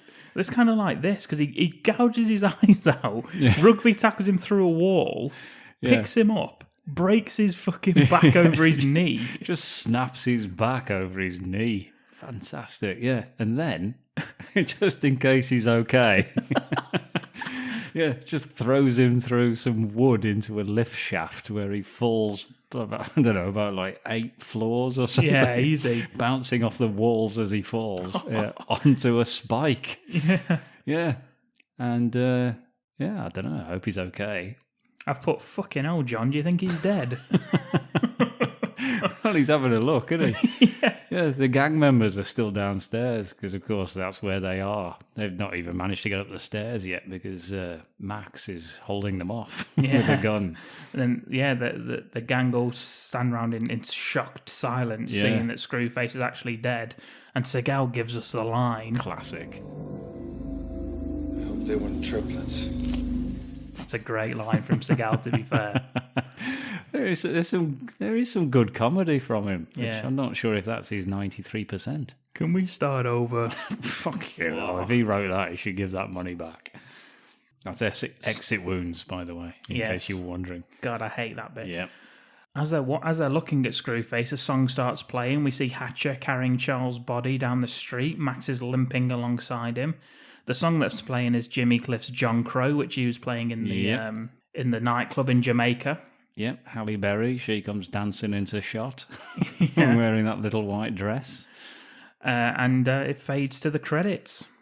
It's a fucking superb ending. Yeah, last line of the credits, as Ken alluded to earlier, the posse phenomenon is estimated to be a fraction of 1% of the Jamaican population and should not detract from their country or the contributions Jamaicans have made to this country. Yeah, well done. The end. Yeah, it's a great film. Really, really enjoy this film. This is going to be one for you, Ken. Body count, what you reckon? Ooh. If you give me the body count and how many you think were from Seagal. 40. And how many were Seagal? 23. The body count was 30, including the chicken. Yeah, you see, I added on the chickens' families for the barbecue that the party was catering. And 14 kills by Seagal. That's just under 50% though, that, isn't it? It's not you. Okay, that's pretty good, isn't it? Would we include as Seagal's victim the guy who jumped through the window? No, that's suicide. Is that I going to be suppose that'd be classed included as? in the body count, but not Seagal's victim. Yeah. Oh, okay. Because if he was, I suppose like he's the reason he kills himself. Yeah. So probably 15. Yeah, then. but I'm not sure. Yeah. Yeah. No, that's why I asked, because that's not sure. Fair enough. That's not bad though, is it? 30. It's good, yeah. Is it 30 for an action film? Not bad at all. No. So what do you reckon then, Ken? This is Mark for Death. Brilliant. I fucking really loved really this. enjoy this I film. loved rewatching this. Yeah. I haven't seen this probably 20 years. I haven't seen Really? this. Yeah. I have, because I think I watched it last year as well. Yeah, I haven't seen this for so long. I do enjoy revisiting the Seagal classics. Yeah. So I Fucking watched hell, what it. a film. Yeah, I watched it last year, but I watched it on DVD, so it was obviously cut and edited beyond belief. But I watched it again last night on Disney Plus, and superb. Yeah. Really, really enjoyed it. Every time I watch it, I love it. That's why I watch it more than once. And we usually, when we cover Seagal, we usually have our trusty handbook alongside us, but we didn't this time. But I will give it a little mention because it's such a fantastic book that Ken introduced me to. It's Seagalology. It covers every single film of Seagal's from his golden era right through to his direct-to-video efforts by the author Verne, which you can get online. We'll link it in the show notes. But if you're a big fan of Seagal and all of his films, I highly recommend this book. Especially if you can watch them in the same way that we watch them, where it's just fun, just outright fun. It's brilliant. Yeah, he dissects them superbly. Yeah. Adds loads of info on stuff that you think, what? Why have you even bothered to check that? Yeah. But yeah, it really is good. Yeah. So definitely, if you're interested in that, which you definitely should be if you're a Seagal fan, do check it out. I think he's also done one on Bruce Willis films as well, hasn't he? Yeah, he has, yeah. And then I think he's a couple of just more generic action films and stuff. Yeah, and a novel, I believe, which is sort of using slasher tropes to write a sort of funny slasher novel. I think he's done as well. I think it's called Under the Hook, I believe it's called. So yeah, check Verne out on Amazon. As I say, we'll link it in the show notes anyway. But no, absolutely loved watching this again. Seagal, he gets a lot of shit, as I mentioned before, but some of these early Seagal films are so fucking good as action films. Yeah, they are. Absolutely brilliant. And as we always say, these action films are built around how good the villain is. Demolition Man, we spoke about that with Simon Phoenix and Wesley Snipes, and this is right up there. Even if you don't agree, Basil Wallace is superb in this. He really is. And as I said earlier, he's absolutely terrifying in this. All the way through this film, he's a terrifying character. Even at the end, like when he's like being killed and everything, he's still an imposing figure. He's just fantastic. Yeah, really, really enjoyed him as a villain. Just a fucking great action film. Really enjoyed it. Yeah, top film. Yeah. We're not saying it's a bad film, everybody. We should have done this at the top of the episode. I don't think we have to bother anymore. Bring it on. Let them come for us. Come and have a go if you think you're shit enough. Yeah. Speaking of shit enough. Yeah, because we'll be shitter than you any day of the week. Let's prove it with this week's film pitch. It's alive! It's alive! It's alive! Anyway, right. Film pitch. What have you got, Dom? I've got a new Seagal action film. Yes. Current this is Seagal. what we want. This is exactly what we want. So, I've took this from real life, Ken.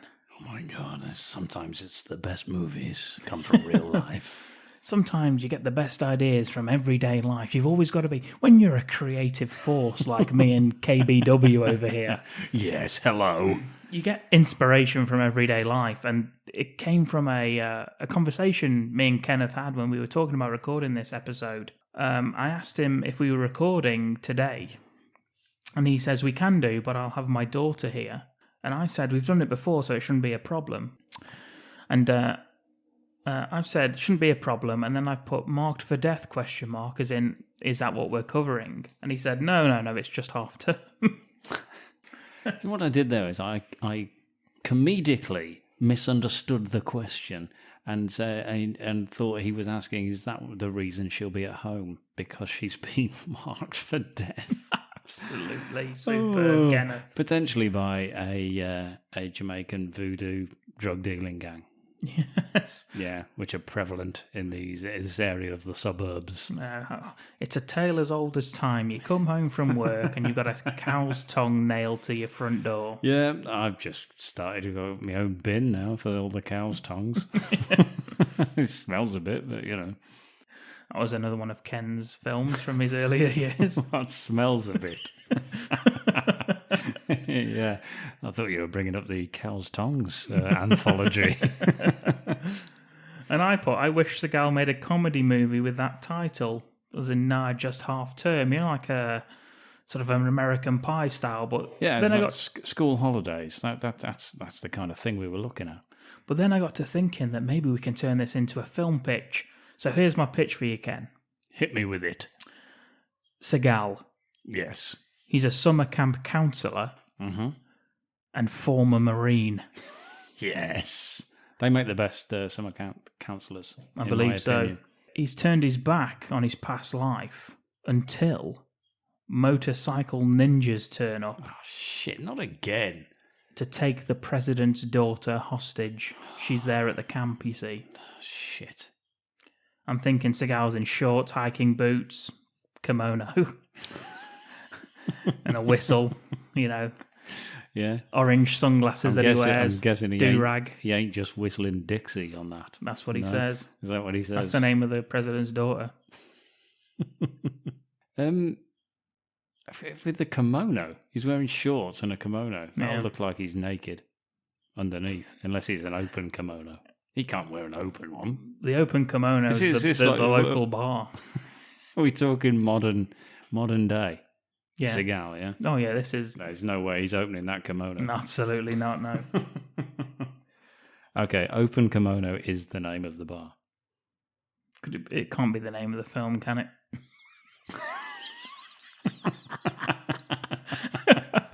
No. No, I don't think so. Steven Seagal is open kimono.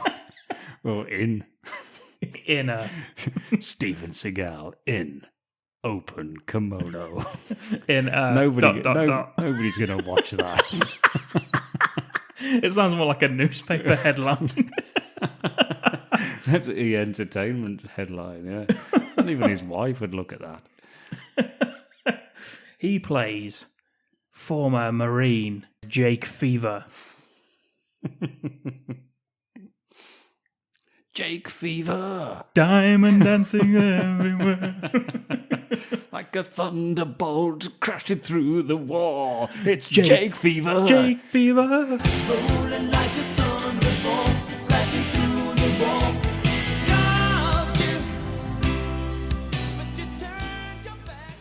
perfect. So we don't have to do a theme tune because we've got one. So yeah, he's Jake Fever. He's the camp counselor. Jake Fever. Jake Fever. Rolling like a thunderbolt, crashing through the wall. He's the camp counselor, and he's in charge of the camp, making sure everyone, has a good time. He's also got other counsellors with him. You say he's got his do-rag on. Yeah. Yeah, he's got And his, the he's got orange- his bandana, his orange glasses, his okay, His cool. sort Brilliant. of goatee. Yeah, he's drawn on, spray painted goatee moustache and Yeah. beard, yeah. He's Okay. second in command. Yeah. Van Damme. Oh, Jesus, can they work together? Didn't they have a spat? Oh, did they? I don't know, I'm guessing they did. They usually do. Yeah, that's true. Chuck Norris? Second in command. He's 80 years old. Exactly, that's why he's second. He's a former leader of the camp. Maybe not then. No, we're not having Chuck. Do we have to, is it have to be an action hero? Yeah. Why? It could be a female action hero. I want them all action heroes. Why? Because it's a set piece. This is the Expendables But in a camp council setting. Yeah. Cynthia Rothrock, yeah. She's second in command and camp nurse. Yeah. As in, she's the nurse of the camp. Not ooh, look at you. Yeah. That sort of camp. Yeah. Yeah, not hello matron. She is second in command and her name is Fanny Splits.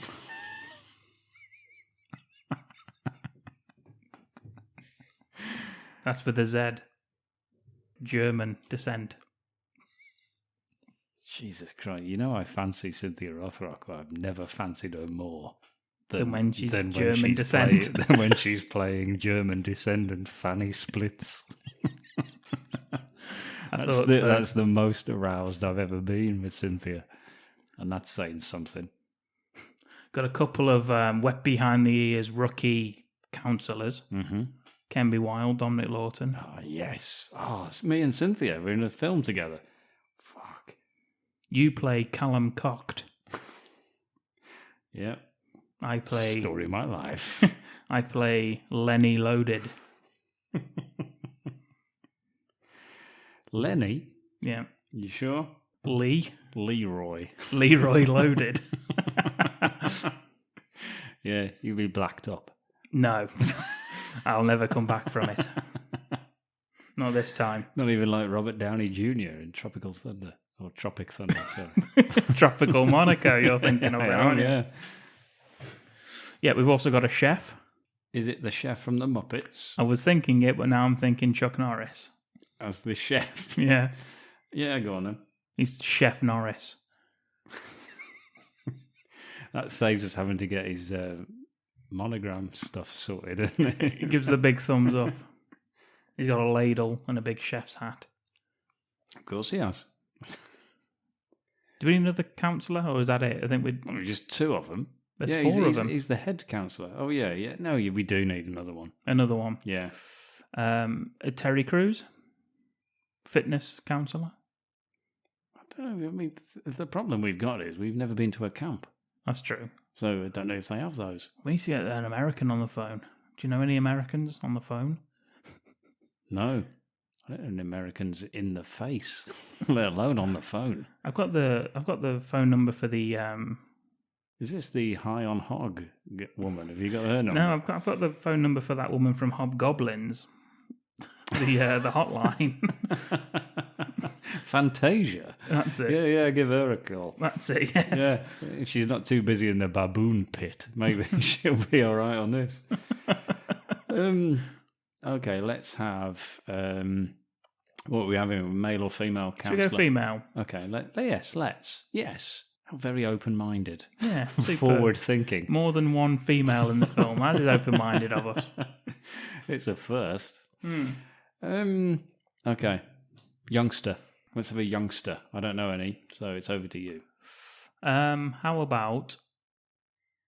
See, nor do you. You don't know any youngsters, I don't know either. any. No, I don't really. Dakota Fanning. Emma Watson. Meryl Streep. Yeah, she's quite young, isn't she? Helen Mirren. Emma Watson. Judi Dench. What's she up to? Maggie Smith. The Queen. Oh, Brian May. Cold iron. It's alive! It's alive! It's alive! Emma Watson. Yeah, I don't know. I don't Emma know. Watson. I don't know how old she is. So Yeah. Okay. We need a character, of course, for Emma Watson. Lady Fingers. Yeah, she related to Jimmy. Yes. Yeah. Distant. Comes from a long line of fingers. Distant finger. That's her dad. He was never around.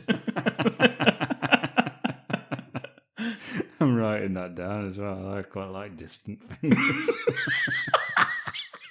Distant fingers should be. Oh man! If you ever do a film about like an old like country and western You'll singer, be a guitarist. yeah, Distant Fingers. That's fucking brilliant.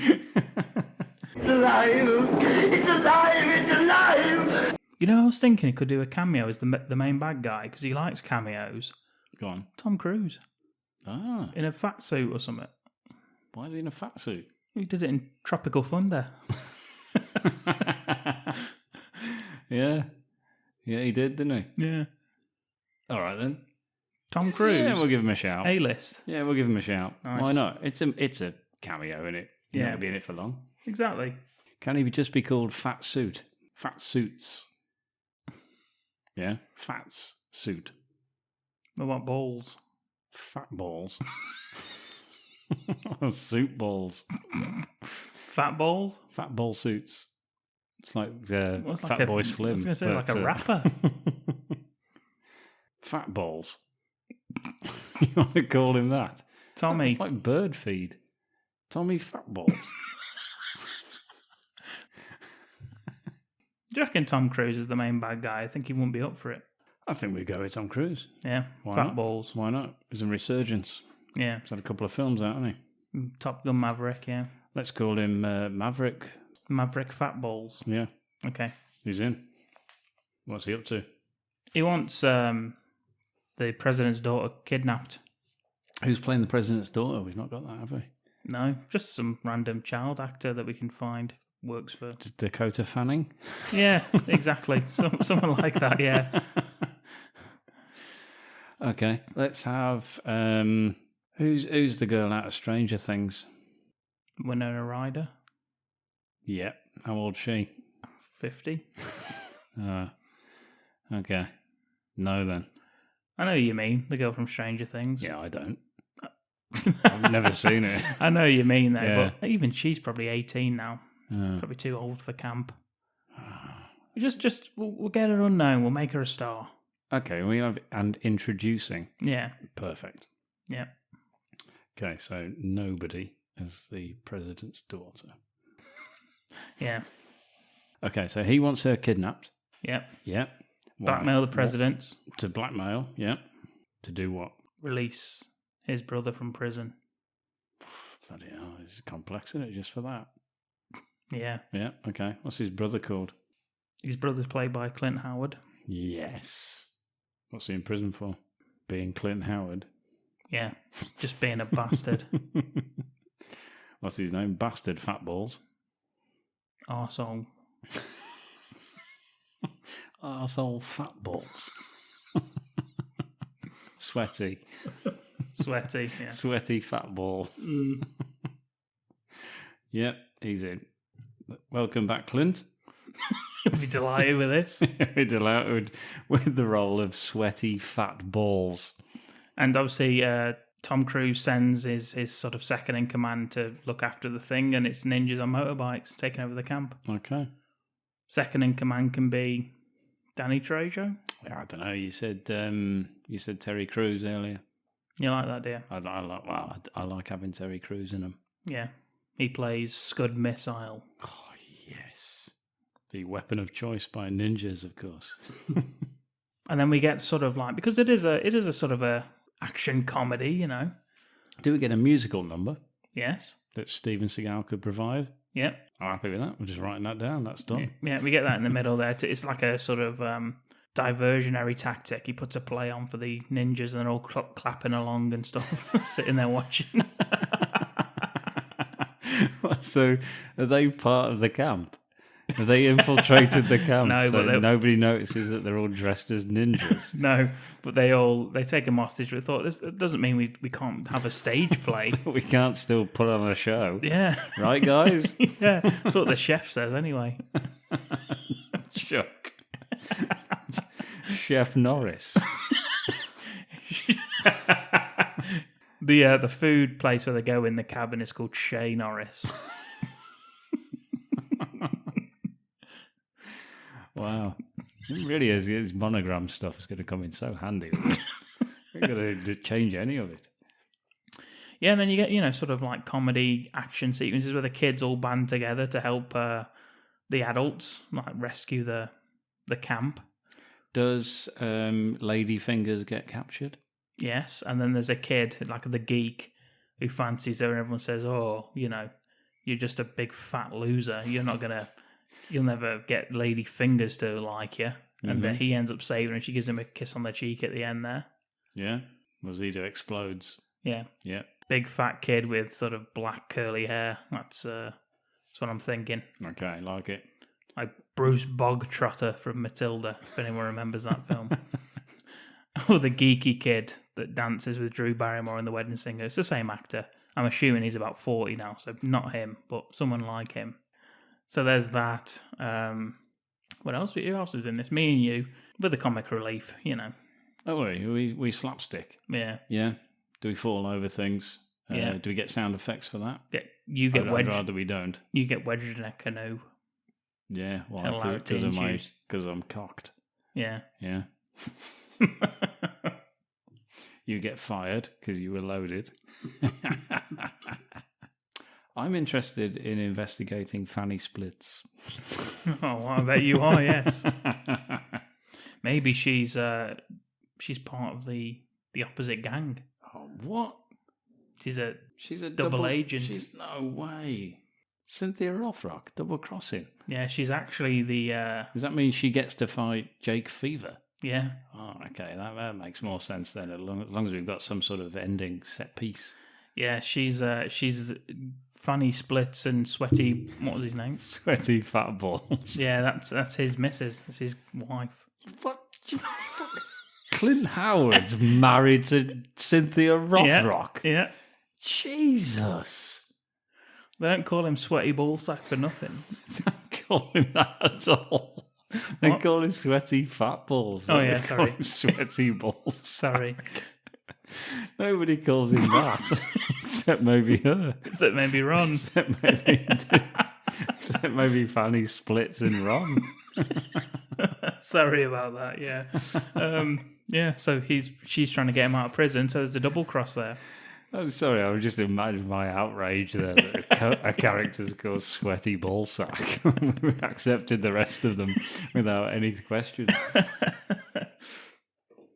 And eventually the kids overthrow the ninjas, and Seagal beats up Rothrock, and Clint never gets out of prison.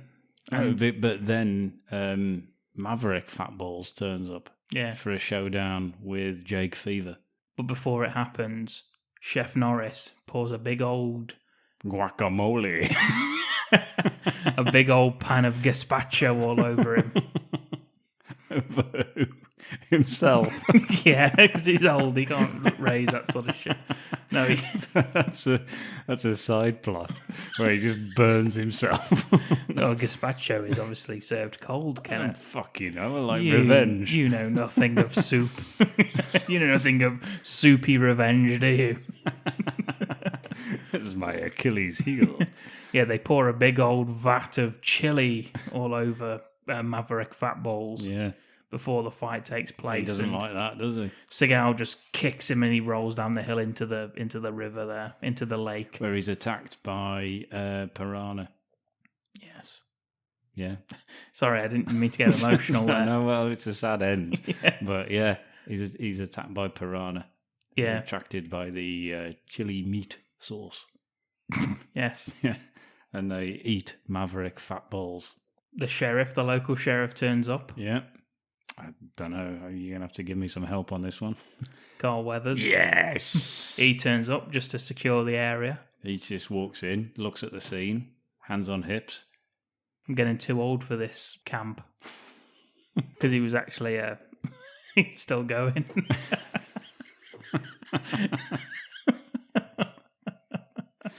Yeah, okay. Yeah, Carl Weathers. Nice one. I haven't written him down this week. I usually do. I know he's in it. Yeah, so what do you think? That's the end. Is that it? That's the whole... Oh, right. We have to pad that out in the middle, won't we? Lots of set pieces in the middle. Have you got a set piece you'd like to throw at us? I think at some point, obviously, Maverick or Sweaty, I think probably Sweaty, because we can't afford Maverick for that long, asks, who the hell is this Jake Fever? Yeah. Yeah, and then we get the backstory from Fanny Splits. Yeah, purple heart, high cholesterol. Black lungs. Yeah, restricted breathing. High BMI. Other than that, he's the best goddamn counsellor we've ever had, who was a former Marine. Maybe this is Carl Weathers to his sheriff's department when they're asking him for help. He's the best goddamn camp counsellor since Chef Norris. Who's covered in guacamole and gazpacho. Gazpacho soups. Yeah, so it's one for the kids, you know. It's a comedy Terry action Crews doesn't do much, does he? Can he not have a fight with the chef? Chef Norris? Yeah. Oh, he'd beat the shit out of Chef Norris at this point. No, because he's in the kitchen, as you know, from Under Siege. Once you're in their domain, it all goes out the window. Can we help with Scud Missile? Yes, we can. Yeah. I'm still in a canoe. But You've broke the legs I've cut holes through the bottom, so I'm standing in it. Yeah. You turn and take him out. Spin. Yeah, I can spin round. You also take me out. Yeah, and Chef Norris, yes, who provides the dinner that I take you out to. Yeah, all comedy. It's comedy. It sounds like kids. You know, that's what we've got to aim for if we want a lot of money. But you go Lenny Loaded. You can be on the marijuana. Yeah, loaded like that. Does that mean I get killed by Jason Voorhees at the end? Yes. Because I'm too busy having sex and no, you don't get to have sex. No, I'm sorry. No, you're not getting to have sex, and I'm not. Well, you're in a canoe. You can't. Yeah. Okay. Yeah. Fair enough. You can have sex with lady fingers. You and Emma Watson. No, because she kisses the fat kid. She can't then go just have sex with me straight after. She can. She kisses him out of kindness. I know, but it's more She's not erotic. She doesn't French kiss him. He's a fat child. Sucking his fingers. It's a fat child. That's not where she's going with that. That's out of a kindness thing. She's a counsellor. She's fucking arrested. Yeah. Yeah, it's a good point. All right then, I'll have sex with Emma Watson. Exactly, and I'm in a canoe, so we're both happy. Yeah. So we both end up happy. Yeah. And Cynthia Rothrock walks past you and says, "You look fucking pathetic in that canoe." Yeah, and I salute her and say, "You better believe it, Fanny Splits."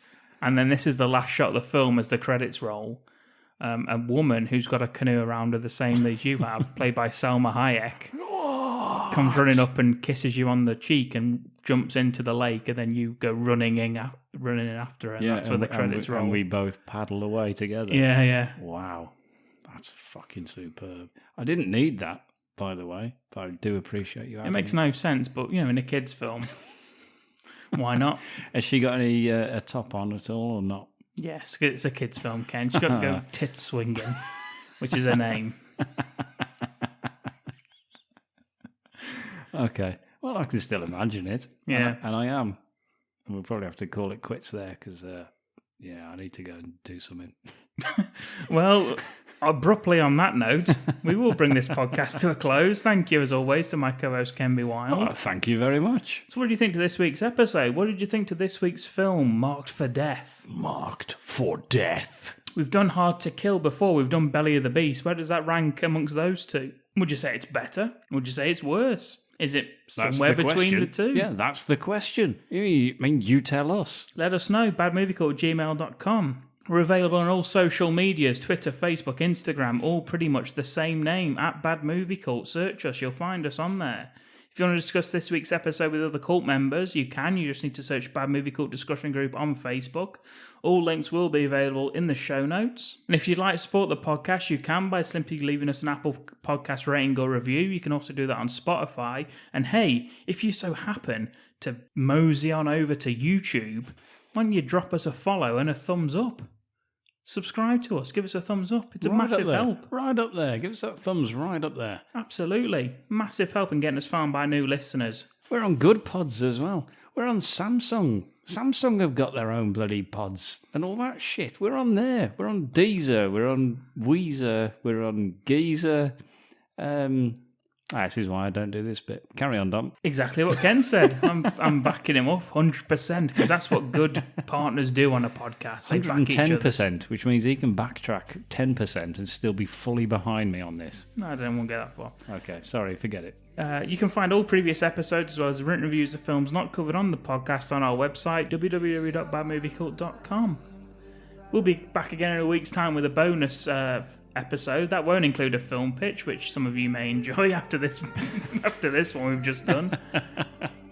And until then, thank you, Ken, again for joining me. Well, thank you. And we'll be back right here next week on the Bad Movie Cult podcast. Goodbye. Every road have a bend, every wicked have an end. What your ends commit, I know your body must feel. If you give the wicked one, your time has come. You don't live right, you will have no more fun. Jackrow, I go down, you suffer soon, boy. Jackrow, I go lead the children astray. Jackrow, I go meet the retribution. Justice has finally finally win.